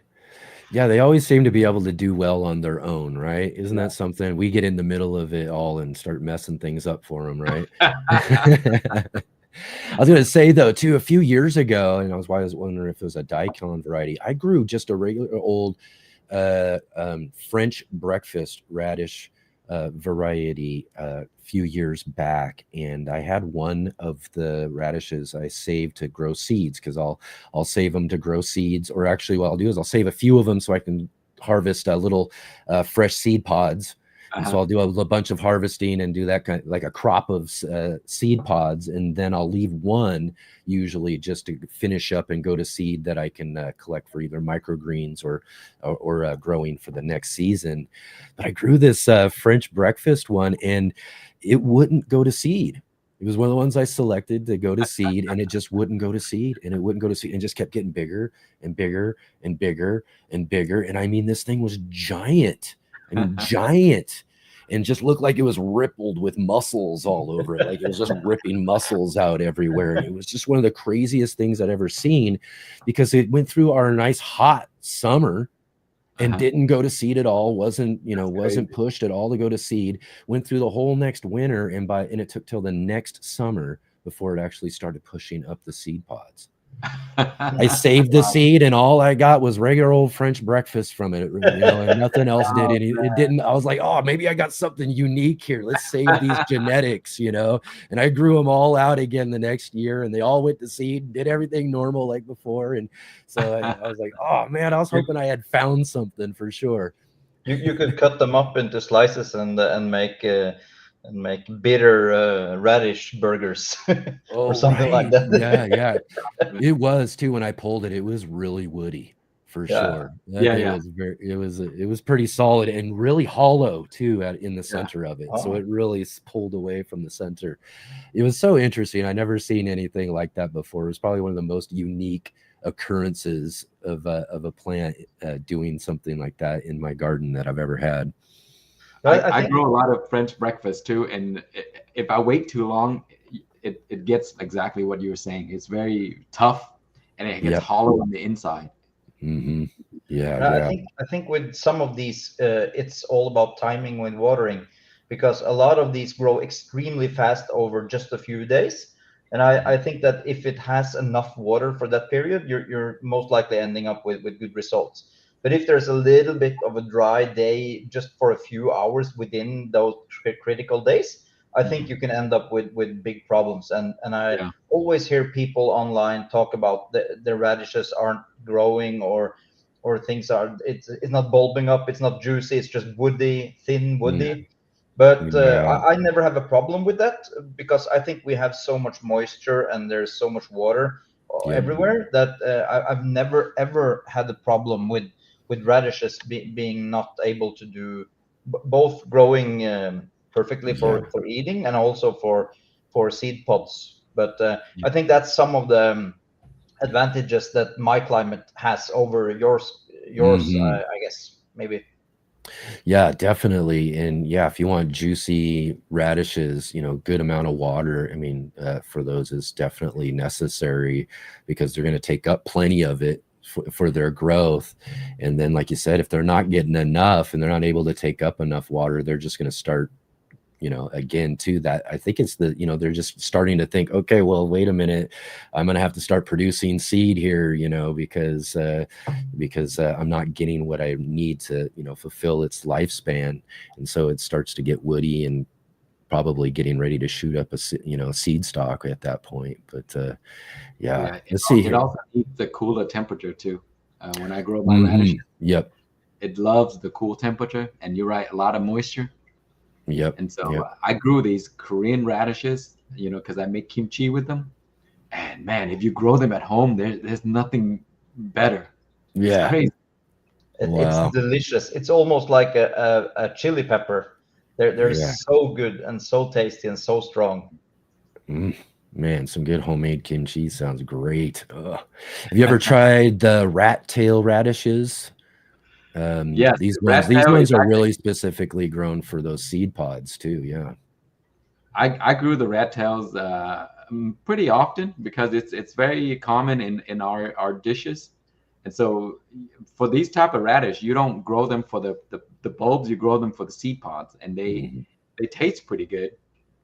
And they taste just like regular radish. And with the rat tails one here, if you don't harvest them at the right time, the pods taste like string. They're very difficult. They're hard to chew, and so Yeah. you got to harvest them when they're nice and tender, and then you can stir fry them. They have a little spiciness to them.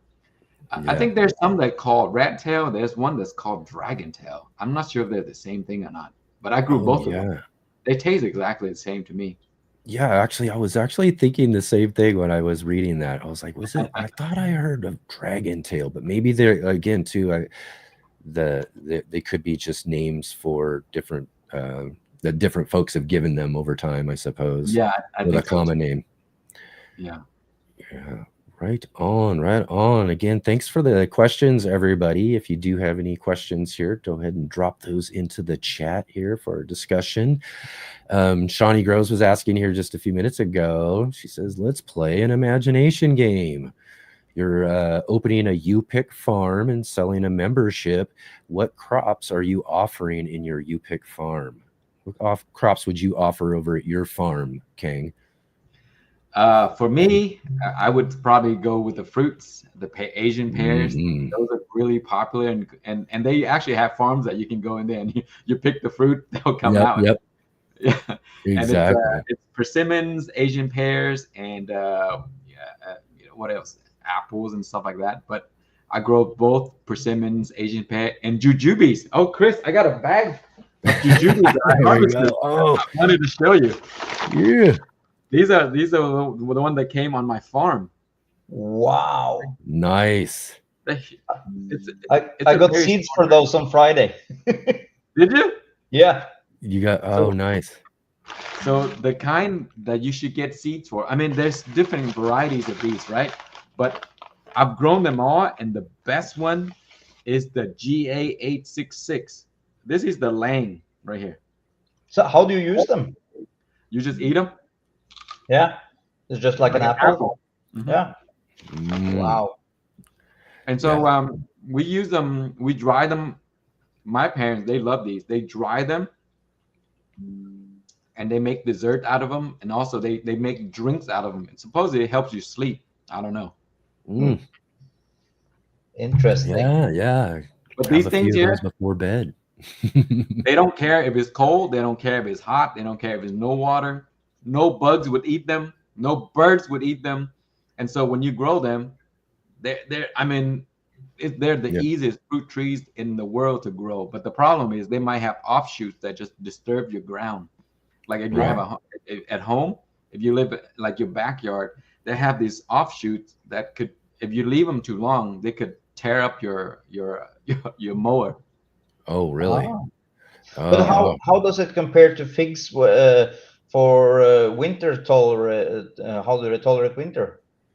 I'm not sure about Norway cold for these things, but these can live down to -10 degrees Fahrenheit, and they be no issue. So it's the same as figs. Pretty much, yeah. Yeah. Then I could Sometimes grow the them in figs the die greenhouse. back, but these trees they don't die back. They just drop the leaves and they come right back the next year. Yeah. They grow very fast too. Wow. Nice. That might be something for the greenhouse. I'm having such a trouble every single year. I'm always thinking my greenhouse is 500 square feet or something like that, and I have two choices. I can grow crops like peppers, cucumbers, all these things, or I could have fruit trees. I kind of go back and forth. I used to have sweet cherries, the ones that I'm not able to grow outside, and I had them in the greenhouse, and they produced like mad. It was the best thing I've ever had in that greenhouse. But it takes up so much space that I can just forget all these other vegetables.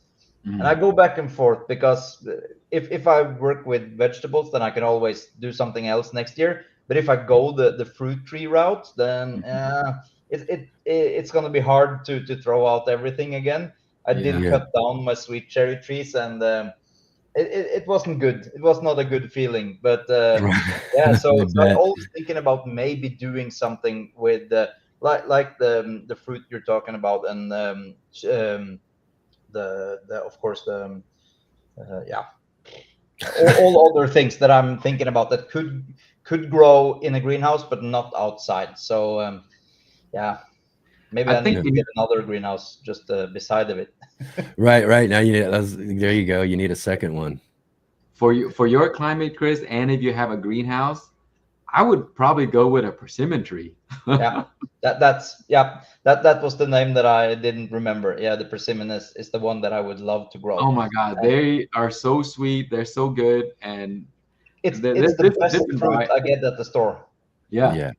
It's so good. And if you have space, I mean, they do grow very big, but the ones in my backyard, it's around 5.5 feet, and I just let them go about 5.5 feet wide. I just trim the top. Yeah. And every season, hundreds of fruits on a small tree. Wow. It's like the same thing as my sweet cherries. Also, you need to prune them to contain them within the greenhouse, but that's not a problem. It's just having those big clippers, and you just kind of keep it low. But it fans out so much when you keep it low. So it takes a lot of space. Yeah. So you say you got seeds for the jujubes coming up. This is something were you planning on growing in ground in the greenhouse, or are you going to do that indoors with a container? I'm planning on growing 32 varieties, see what survives, and go with that. That's my plan. Yeah. So, Chris, I've grown jujube from seed before, and I'm actually documenting this right now. It's been 3 years. Wow. And in 3 years, it grew like a foot. Oh, wow. But it looks like a bonsai tree. It looks so really cool. I gotta show you a picture. Wow. So if you have time to invest, yes, definitely trees that are grown from seed survive the longest and the best. Yeah. They're the strongest. And they'll live longer than the ones you buy that are grafted. Yeah. But it's really hard to keep those type of trees only indoors. They need to go outside because like the issues I had with pests, you're not going to keep something like that for 3 years without having some sort of pest problem. So it's just a matter of throwing out everything again. And yeah, I like to see. I'm switching all these long-term projects over to hydroponic now because I have a devilish time getting things to work in soil over several years without having issues. When I get an issue on a hydroponic tree, it's so much easier to prune it down, wash it thoroughly several times, and it doesn't land in the soil. There's no soil there to keep everything going. So hydroponic is definitely the way that I'm going to move in with all these things that I got. But I got so many strange things. I got, of course, my moringa. I also have a couple of moringas that I had from this last season. I have it here in the office. So that's gonna go back hopefully. And but there's I have a question to Mr. Grafter. If I can interrupt with that. Not a problem. So I have this one.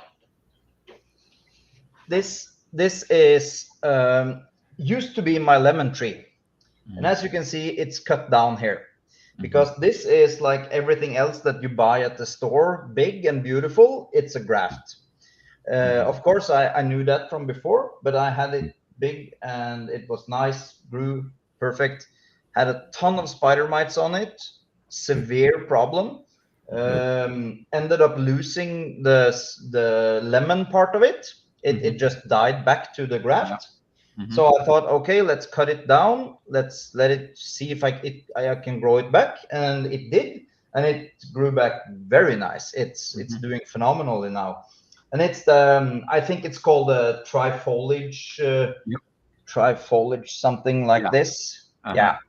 So every single citrus that we get here in Norway is grafted on this type. But what my question is, I have now ordered a bunch of different citrus seeds, both from Tradewinds and also from Thailand, from a local farm there. And what I want to try to do is grow tons of these seedlings and see where I possibly could graft it on everywhere. It's not going to bear fruits because you need the mature part to be grafted if you want the fruits, but I don't have mature plants access to that.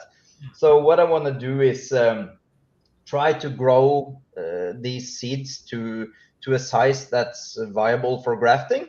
But that's where my question comes in. Do you think that's possible? And if so, at what size should it be before I chop them down and try to do grafting on something like this? Yeah, that's a really good experiment, because I've done that before, where I grew a tree from seed and I take that branch and I graft it onto my old apple tree. And so I haven't done with citrus, but citrus is pretty easy. You can do, for me, citrus, the bud graft works the best for me. I haven't done the grown from seed one. Now that you give me the idea, I might do it. But you can. I'm growing there's a orange tree that I'm growing from seed from a fruit that I really like, and that it's 3 years old now. Yeah. And I'm thinking about taking just a branch of those and graft it onto my other orange tree. But I mean, I don't see why you can't do it. It's especially when you have a trunk of that size, you can graft it to the trunk. It's like this at the bottom, so it's really big. It used to be almost it used to touch the ceiling here at the office. So it was a really big lemon tree, and I think it's just too good of a stock to throw out because this is not useful for anything. But I was thinking maybe I could make a Franken citrus that could be with all these things. It could be a phenomenal, cool thing to have. You try to get as many of them that you got there growing, and then see if you can't get all of them on there somehow, right? I'm just gonna do whatever and just try to see what works. Most of these are probably gonna fall off, but it could be fun if some of them took. I know at least they grow a lot of all the citrus tree that we get at the store in Norway are grafted on the same plant, and it's so many varieties. Kalamondin is it called, and I don't remember all the names, but there's a lot of these small sweet oranges and everything. So yeah, The kumquats one, the kumquats. kumquat, yeah, of course. Kumquat's also one that I would love to have, but I would also love to have a lot of kaffir lime leaves. I just love those for cooking. I have a kefir lime right now that I bought from the store, and then I air layer them now. I have multiple trees from that one tree. So I was giving a kefir lime trees to my friend because he wanted one. I did a video on it. It only takes a few months, and you can get like a big tree out of it. You know? But I used to have one before many years ago from seed that I got online, and I was picking seed or leaves all the time, and it just grew and grew and grew and grew. It was the fastest growing citrus that I had. Yeah, right on. Yeah, no, citrus is something I got to get back into myself too. I've got this idea now too for this like old, I had this like little greenhouse, one of those cheap little greenhouse type things, and it's pretty good size. I'd say like a 5 foot by like 7 foot space inside. But I was just thinking as I was moving some stuff around in my storage and everything, and I came across them, and I was like, man, I don't got space to use these really around here. But then I was looking around in my carport, and I was like, oh man, you know what? It would fit inside here, and this could actually work as a great little way to protect some citrus or some other things that I need to through those couple of winter months, you know, during that time, which was my real challenge for me before when I was trying citrus and all of that, was keeping them alive through the winter time here, because we get a little cold for as warm as we get during the summertime. But I thought this would be like a perfect idea to give a shot and try it out and maybe get back into trying some container citruses again. They do grow very slow, Chris. The citrus tree, when you grow them from the seed, they take forever because to get the trunk size large enough to graft, it may take a little over a year. Yeah, that's what I was thinking also. But in my experience, out of 10, one grows extremely fast, and the other ones are really slow.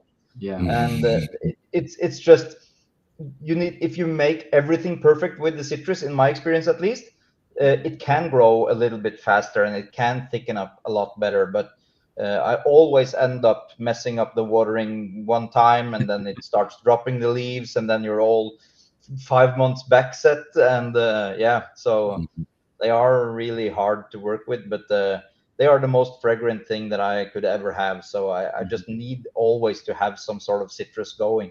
Yeah.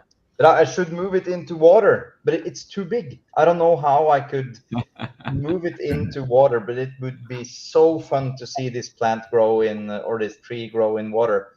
I think it would do amazing. I have a citrus that I grew from a seed. I think it's 4 years old now, and the trunk is the size of my thumb. I guess because I grew it in a container, that's why it takes so long. Yeah, because they don't survive the winter here, so that I have to leave them in a container. But it's 4 years old, no fruit, no nothing. It's still growing like crazy. It's just, I don't know when it's gonna fruit, if it's gonna fruit at all. Yeah. Right on. Yeah. I know. I just when you're talking about the smell of citrus, that's just one of the things I remember the most about when I first tried myself and having them. And I tried overwintering one of them indoors, and it flowered indoors, and I was like, oh man, this is just the most amazing things. But also too, it just got devastated by spider mites though as well when I brought it indoors. So that was what really ultimately did it in for me when it came down to it. But yeah, I got to get that fragrance around here again. Yeah, you can think with this tree, when it was to the ceiling here at the office and it was flowering, it was maybe 1,000 flowers on the full plant, and it was, when you opened the door, it was like hitting a rock wall. It was so much citrus smell, and I just love it. But my wife couldn't go in here. She said it's just too strong. You be a little overwhelming, I suppose. Yeah. It's kind of how I feel about, I don't know if you guys have ever got to smell like a corn plant, just regular like corn plant. It's a Dracaena fragrans is what it's called. But when they put out a flower, that is an intense fragrance. And just will, and like I've always told people, it says you get a flower off of one of those plants, your neighbors are going to come over and ask you what that smell is. Yeah, but as long as it's good, it's okay, I think. Oh yeah, it's amazing. It's awesome, but it's a bit much. Like you open the door and that's how I always know my plant's flowering is I'll come home and I'll open the door and I'll be like, whoa, wow, what is that? Obviously I know what it is, but man, it just kind of hits you. It can be worse when I use a couple of liters of fish fertilizer in the grow room, and then that starts producing mushrooms and everything the first couple of weeks.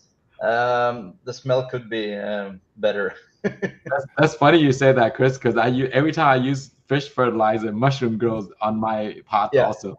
Yeah, it's those yellow mushrooms that pop up every time.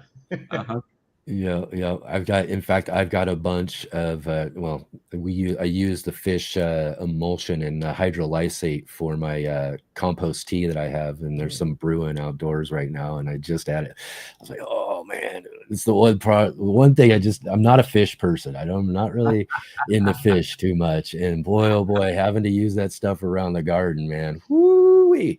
I tracked every fly from 10 miles around. Yeah, but it works wonders. And it's amazing too. It literally only takes minutes, and there's hundreds of flies all of a sudden. They can smell it from everywhere. Yeah. It's the same when I use too much bone meal indoors. That's also might be troublesome sometimes. If you don't get it blended good enough in, you get that distinct bone meal smell in the full room, and it lasts forever. Jay says here, for fish fertilizer, the true test of a relationship. Yeah. Is your partner going to really put up with your stuff, right? That's why everybody has separate rooms for their hobbies. Right, for sure. My basil really loves the fish fertilizer. I mean, so when I grow basil, I never grow them from a seed anymore, because you grow them from a cutting, they grow into a tree. Mine is like 6 feet tall right now. It looks like a tree. I mean, the base of the plant is as big as my pepper plant. It's huge. And so every season, I buy them because the Asian grocery store, they sell fresh basil. And so after I use the leaves, I stuck the branch in water. And those are my start for the next coming year. And so every season, my basil, it grows huge, leaves everywhere, and they smell amazing. And I think growing it from a cutting is much better because it's stronger, it grows faster. And if you feed them the fish fertilizer and remove all the flowers, man, you get leaves like for years if you can. Yeah. You just keep taking the flowers off and it'll keep going, right? Yeah, and then you got just a really big head start from growing from seed, because you've been growing it throughout the winter time and getting it out when it's already a pretty good sized plant then, right? Yeah, and then when you try to cut the trunk, it's almost cutting into a branch of a tree. That's how tough it is. Yeah. Wow. Yeah, it's the same as what is it called? The ones that we put on pizza, or goes with lamb, the rosemary. Rosemary, it's the same with rosemary. Those are so tough to cut. When I grow a rosemary in the greenhouse, and it grows thick branches, and it's almost impossible to cut them. Yeah, when they get really thick. Yeah. But again, rosemary, another one that's just very simple. I mean, those things, all you got to really do is cut off a little piece, take a couple of little leaves off and stick it in the ground, and that's it. Similar to like a fig, right? You just got to stick it in the ground and it'll grow, Yeah, very easy propagation. And then like you said, a great way to, get them started in growing too, without having to wait through and growing seeds out and all that sort of stuff. Right on, guys. Excellent. What's your nemesis plant, Enoch? Oh, my nemesis plant. Yeah. I don't know. I guess I don't. I guess we just kind of talked about it in a sense. Would be citrus, and growing citrus in containers, of course, because I'm limited to containers and everything I grow. So again, there's a few of those. The pear, I suppose, has been kind of been one until this year. So I'm, hopefully going to be, see some success on that. But no, I think I'm really after kind of figuring this idea out, what I could do to overwinter them and try to, and then keep them from the house and all that sort of stuff as well. I think I'm kind of ready for the challenge again. And start seeing that if I can't really beat this nemesis down and actually start really growing myself some good different varieties of citrus and everything, and be able to try some different things and do some different stuff with the further challenge of just maybe growing some more cold, hardier lemon varieties and things like that people do in the more northern climates and everything. So, maybe this will give me an opportunity to kind of test and try a few different things as well. So that would be really kind of cool too. And really, and again, nemesis, I think, is a group of plants. Really, I could say more so is brassicas. I always have. I don't know why. I'm always challenged by those darn things, and more of a pest challenge, I think, when it comes down to it. Yeah, I would say brassicas more than anything out of things I try year in and year out. Because it's been a few years since I've tried the citrus plants or trees in the containers. So, but yeah, I'm gonna keep at it though. I'm not giving in. There ain't no way. You should try them in hydroponic. I mean, those brassica grow like weed in hydroponic. Right? Yeah, I know. I gotta give. What is it? Cabbages, Brussels sprouts. Are those brassica, right? Brussels sprouts, cabbage. Yep. And so I grew broccoli, a Brussels sprout in my hydro system, and man, those things are ridiculous. They grow so fast; it'll reach the light in very little time.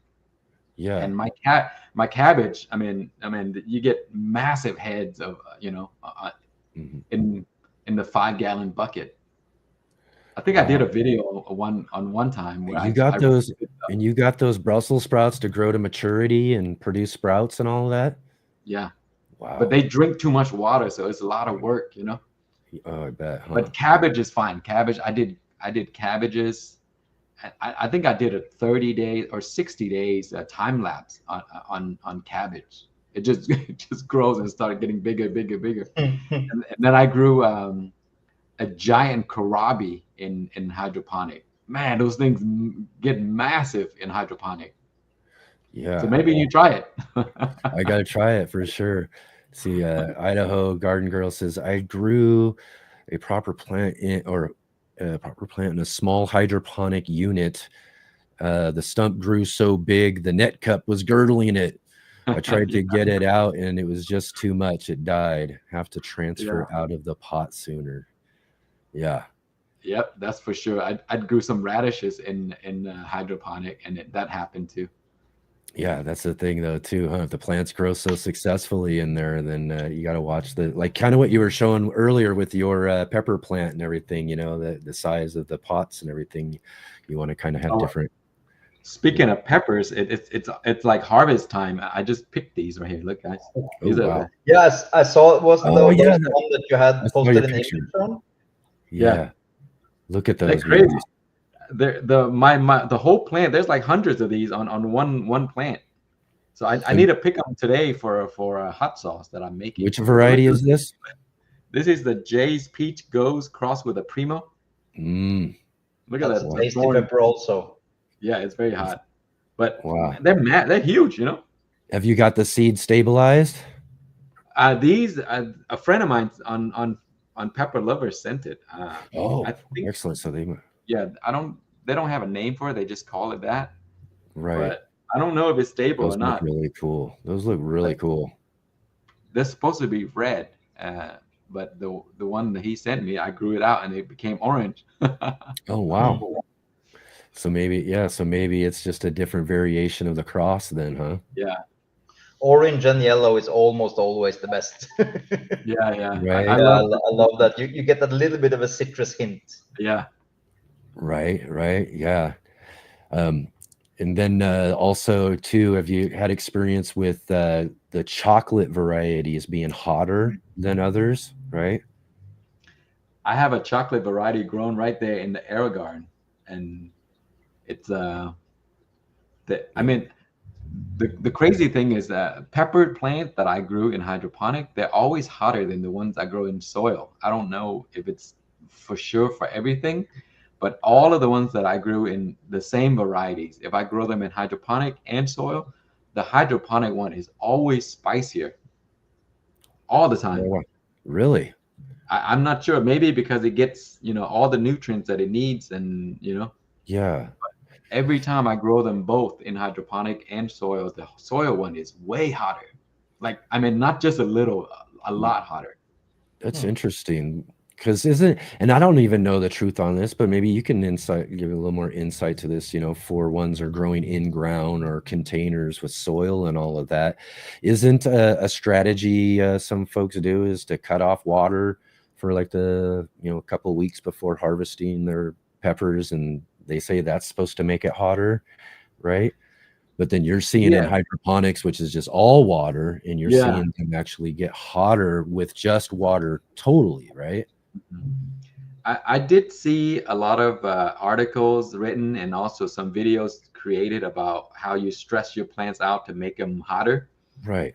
And I tried that experiment, and the problem with that is the pepper tastes terrible, first of all. Mm, The plants look like they're about to die, yeah. and you get like 2 pods on it. So it's really not worth it for me. I'd rather just spoil my plant and let it produce like crazy and get a lot of good tasting Yeah. peppers, instead of getting 2 or 3 that on a really stressed out plant that doesn't even taste good. Right. Yeah. Yeah. I've never really tried or really tested around with that at all, but that's something I hear all the time. So when you were mentioning doing it in hydroponics and it's getting water all the time and Yeah. you're getting them to turn out much hotter. So It's yeah, that's great. Yeah, I'm not sure what it is. Maybe, because you can fluctuate your nutrients. You can go Mhm. up, dial it in and stuff like that. And so certain time, like when it's flowering, you feed it the bloom more than the Right. grow. And so you can change that up, and that could affect Yeah, how it just that tastes. And extra access to those nutrients are yeah, helping maybe. formulate those higher capsaicin levels, right? Oh, yeah, right on. I mean, I love growing again too, like you're saying, those I would love to grow a pepper that looks so awesome, like that one you just showed there, that cross there. It's just amazing looking. And it's one of the one of the fun things about growing peppers is all these just cool looking pods and colors and shapes and sizes, and then the plants themselves are just the same way as well too. They grow in different ways and have different characteristics and needs and everything per different varieties of plants. And so those are all really cool as well too. But yeah, just growing all these great pepper varieties is awesome. I just don't I don't have the temperament to be eating all of these really, really hot ones, to be testing out whether one variety is actually hotter than another variety. I think Chris does. Yeah. It's so strange about these peppers because I grow jalapenos now this year, Mhm. and they destroy me. Right. They totally destroy me. There's something about those annuums that are not too strong, that really takes the wind out of me.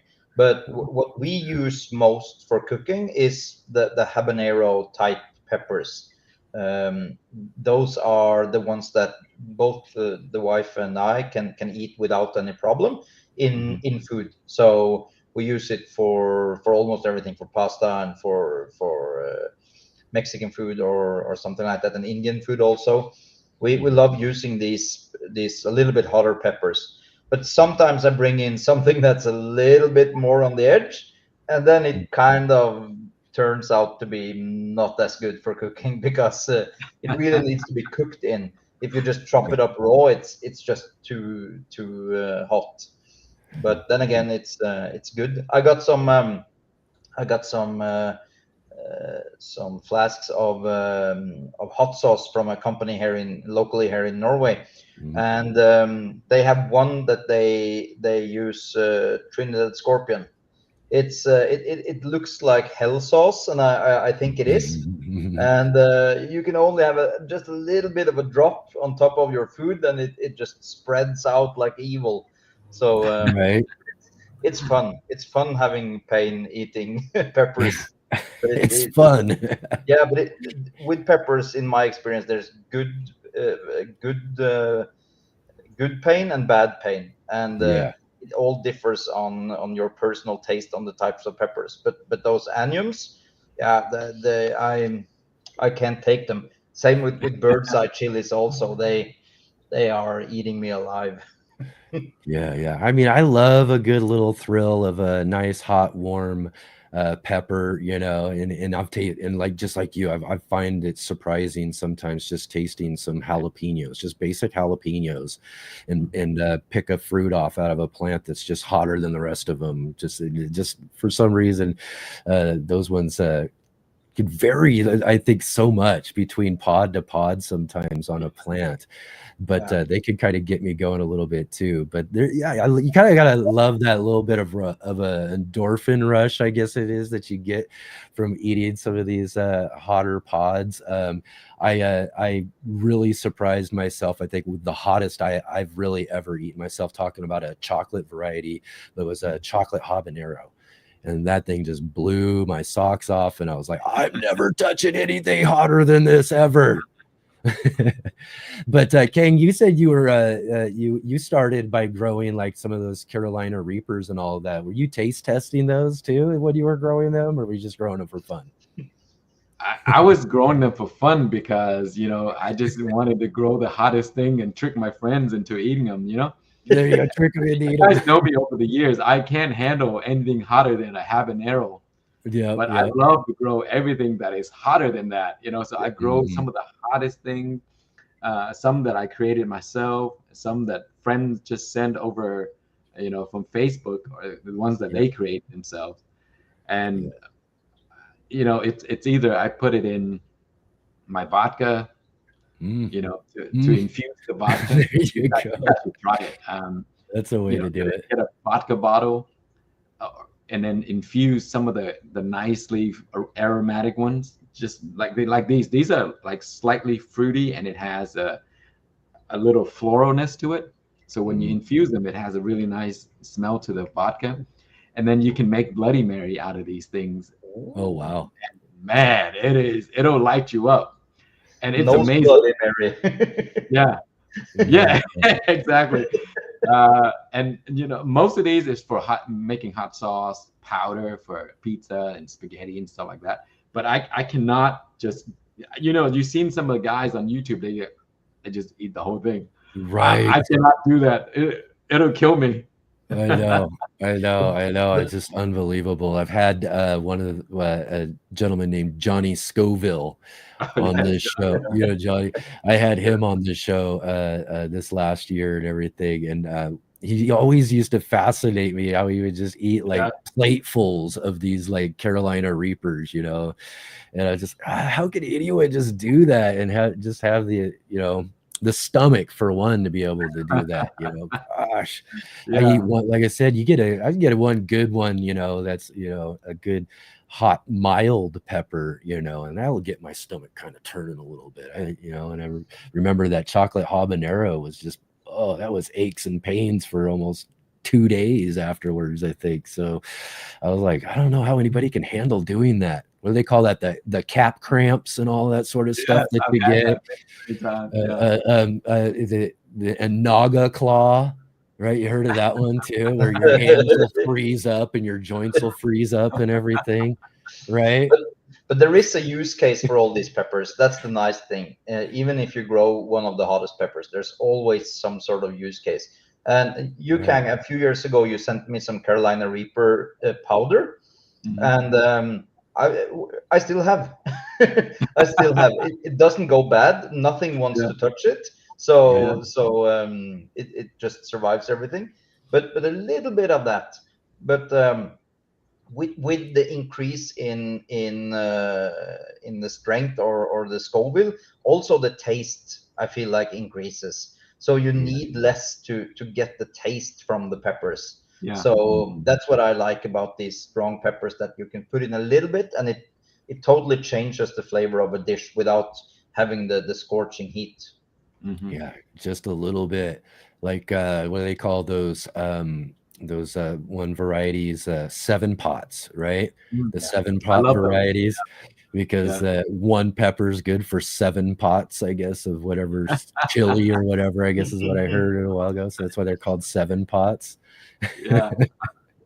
A little bit goes a long way. Right on. You know, right on. Sorry. The crazy things about peppers is like, I think it was someone who said it. They eat peppers all the time. He said, it's still gonna always be hot. It's just you can tolerate it more. Yeah. Yeah, that's right. That's right. I guess it is. It's like a lot of other things. You just build a tolerance to it, is what it really comes down to. So you got to go, I guess you'd say the no pain, no gain, right? So in building tolerance, right? When it comes to eating these hot peppers and everything. But I'll leave that to the Johnny Scovilles of the world. You know what I mean? Yeah. And I'll just enjoy that sort of stuff. And I'll take it little by little and enjoy it. Johnny Scoville, co-workers and friends. Co-workers and friends, exactly. Oh yeah, like I did grow the Primatali pepper a couple seasons ago, and did a live stream with one of my friends who volunteered to eat it on the live stream. So I do have one of our early live streams on our live page if anybody wants to go back and check out one of my friends eating a Primatali pepper that I grew. And I'll tell you this though, I have never seen before tears not come out. I mean, come out of someone for sure, just at a rapid rate. But he literally had tears that shot out of his eyes. They didn't just come pouring out. They like shot like right onto the. I was like, oh wow, that's a bit much. The crazy thing is people love watching those videos, like of people just eating and just dying, and people just enjoy it. Right, and scooping up the ice cream and all that sort of stuff. Yeah. I love watching. I don't know if you've not. There's a company called the Hippie Seed Company in Australia. I've watched all their videos on the taste tests. Neil, he's just a rock star when it comes to eating these peppers. I don't know how they can do it. But I just love people almost dying and trying to figure out what the taste is, and putting, it's a hint of this and a hint of that, and I just enjoy it. I enjoy watching these videos. I don't know how you can find a hint of anything while steam's pouring out of your ears. And it makes me want to buy the seeds also, because I hear about some of the flavors. There's something that I like, something that I don't like, and I kind of figure his profile against mine on what I like. And so I think it's fun and interesting, and it looks like people also enjoy watching these videos. Yeah, they really do. They're really popular. You also did some testing, Khang. I don't know if you do it anymore, but you used to do some testing, and some of them look to be hot. Oh my gosh. And I don't eat it like the Hippie Seed Company or Johnny Scoville. I just take a small piece and test it and try it for you. And like Chris said, you only need a small piece to know what it tastes like. But sometimes the heat is so overwhelming, you forgot what it tastes like. I was like, what happened? Did it taste like what? Yeah, exactly. I mean, that's the thing to say. Like, I just remember back to when I ate that chocolate habanero at that time. I don't think there was any thought at all to taste whatsoever. And again, that wasn't even really a super hot at that point. It's just, you get to a certain level of heat, and it's just, I think, all taste and everything goes out the door. And then for a lot of us who aren't used to or haven't built up a tolerance, it just becomes survival instincts at that point, right? Well, right on, guys. Excellent conversation today. Again, the time has just passed by like so fast. I love hanging out with you guys and talking with you everything, but here we are already 10 minutes after our hour here, just going on and on and on. But so awesome of you guys to come back and hang out with us here. I guess we're on an every couple months type of thing, keeping going and all of that too. So again, we'll definitely look forward to maybe getting you guys back here again in a couple of months and catch up with how things are going. And we'll be in fall and harvest time and all of that. And hopefully, Chris, we'll have some videos and maybe some updates from this grow room now and see how things are going, because it seems from this conversation today that you've really geared up to get things going there again in your garden space, in your growing spaces. Seeds are going in on Tuesday, so yeah, and then the seeds decide on when the content is ready. That's right. That's right. Right on. Right on. All right. Well, thanks guys so much for being here. Now I'm gonna go ahead and let you guys go here and get moving on and finish up this show today. But it was just really, really awesome to hang out with you guys again and talk all about what's going on. And we'll definitely see you guys again real soon. Excellent. Thanks, guys.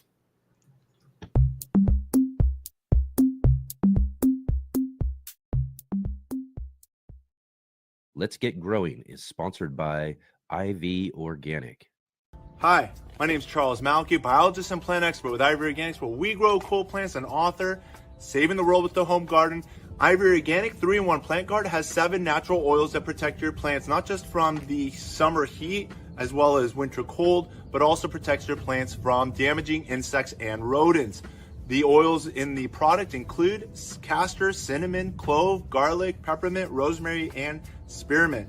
These oils are natural insect and rodent repellent oils, which are encapsulated by the base powder, offering your plants months of protection at a time.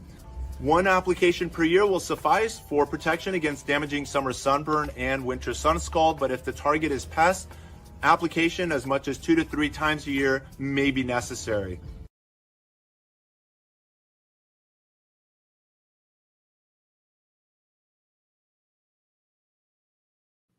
All right, everybody. Thank you so much to Khang Starr and Christopher Brandsdal hanging out with us and talking all about what they've got growing on, and lots and lots of great information there on grafting and hydroponics and all of that sort of stuff. So hopefully you all will go and check out their links down below in the description and go check out their channels and see what they've got growing on. I know Kang's always got some good stuff going, and as you can tell, Christopher's gearing up to get his videos started back up, and you'll really want to catch up with what he's got growing on there in that grow room that he grows in up in Norway there too, because he can really do some really amazing things with plants you wouldn't think would be growing in the mountains of Norway. So definitely go and check that out for sure, and give them a subscribe. Go check out one of their most recent videos and let them know you saw them here on the Let's Get Growing show. And again, thank you all so much for being here too. Just great to have you here. You guys all contributed some really great questions for the conversation, so really appreciate that from all of you guys. And as I mentioned too, just a little bit earlier here, we'll talk and I just want to mention again too before we head out, Sarah from Sarah's Seed Shop. We want to go and support Sarah here as she's closing down her seed shop, unfortunately. But maybe hear from our community and Let's Get Growing, we can show her some good support and go help her sell out some of these seed varieties that she still has left in her store there, and help her close down with some success. And hopefully we'll find out here real soon too about the future of Sarah's Trivia for our Saturday show.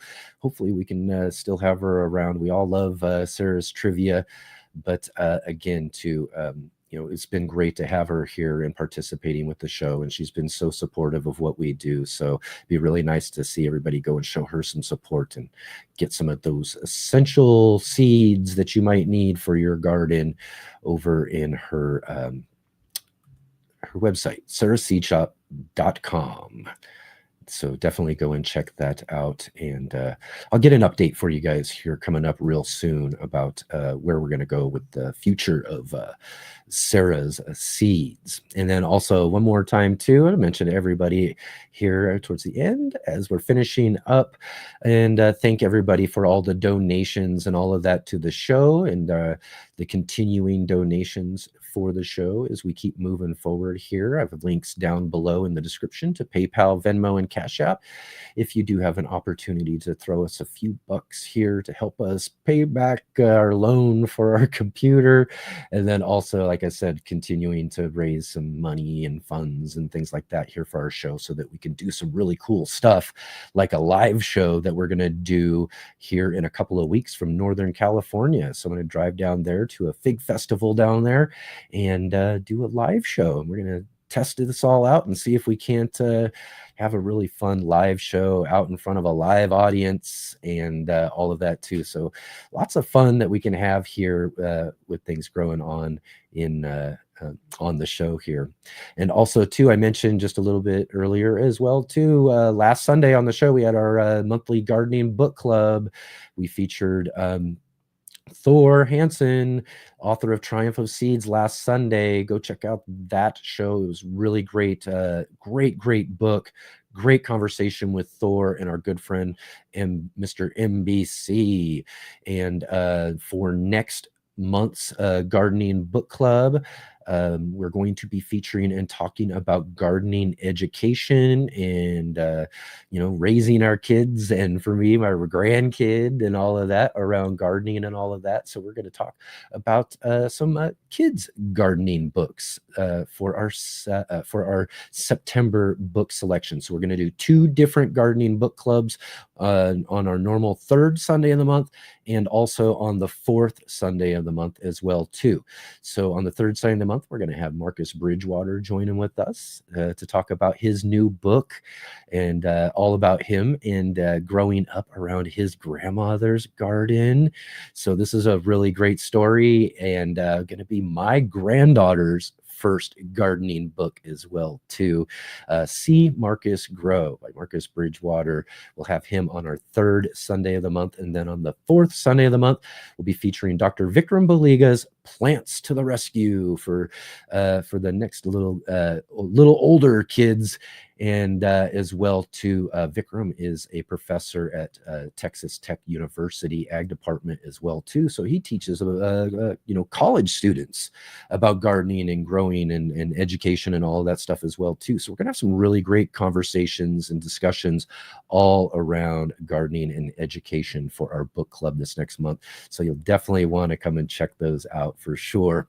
And then next Sunday as well. Well, I'll just say next Saturday, still kind of up in the air a little bit, but I will be here one way or another. But we'll see what we're going to do for next Saturday's show. But on next Sunday's show, because like I said yesterday too, I was talking about with our hangout, is that we've got Sunday pretty much booked for a while. We seem to be really good on our Sunday shows for a bit. But next Sunday on the show, we're going to be having the garden party back. We'll have Texas garden guy, Phil Figs, and Gardening with Des joining with us next Sunday. Catch up with what they've got growing on in all their gardens. It's always fun to catch up with the Garden Party podcast here on the show too. So look forward to that really great conversation coming up next Sunday. So right on, everybody. Don't miss out on all of those great upcoming shows. And again, thank you all so much for being here too and joining in on the conversation. I mean, what a great conversation today with our good friends. So I want to thank you guys again too for being a part of the conversation. It's just so awesome to have you guys here with us. It's so awesome to see your guys' conversation going along with our conversation and all those great, awesome questions that you guys contributed to our discussion. Thank you so much for being here. And if you can, before we head out here, definitely click that thumbs up, hit the like button, subscribe if you haven't subscribed to the channel, the Urban Garden channel yet. and hit the bell notification to be notified of all of our upcoming videos. I've got a new pepper video coming out. We're going to talk rooftop peppers and get back on our carport rooftop coming up here in a day or two. So look forward to that coming up here, as well as a summer garden tour that I'm going to put out for our videos. And then as well to keep an eye out for, again, future shows that we got coming up here, and share with all of your friends. Let them know that we're here every Saturday and Sunday, 11 a.m. Pacific Standard Time, 2 p.m. Eastern, 7 p.m. for all of you over there in the UK, in Europe, and as well, bright and early. I mean, 4 o'clock in the morning or so for all of you joining us in Australia. But thank you for all of you who are getting that up early to join with us and come hang out with us here. We've got such a great community of gardeners right here on the Let's Get Growing show. And as I always say, to follow the descriptions down below to our guests. Go and check out their content. Let them know you saw them here on the Let's Get Growing show. Check out all of our links for our other social media as well. And I look forward to seeing all of you guys here this next week for next week's shows. We got some, like I said, a great conversation coming up this next Sunday. And then one way or another, I'll see all of you on our next Saturday show. So, all right, I'll see all of you then.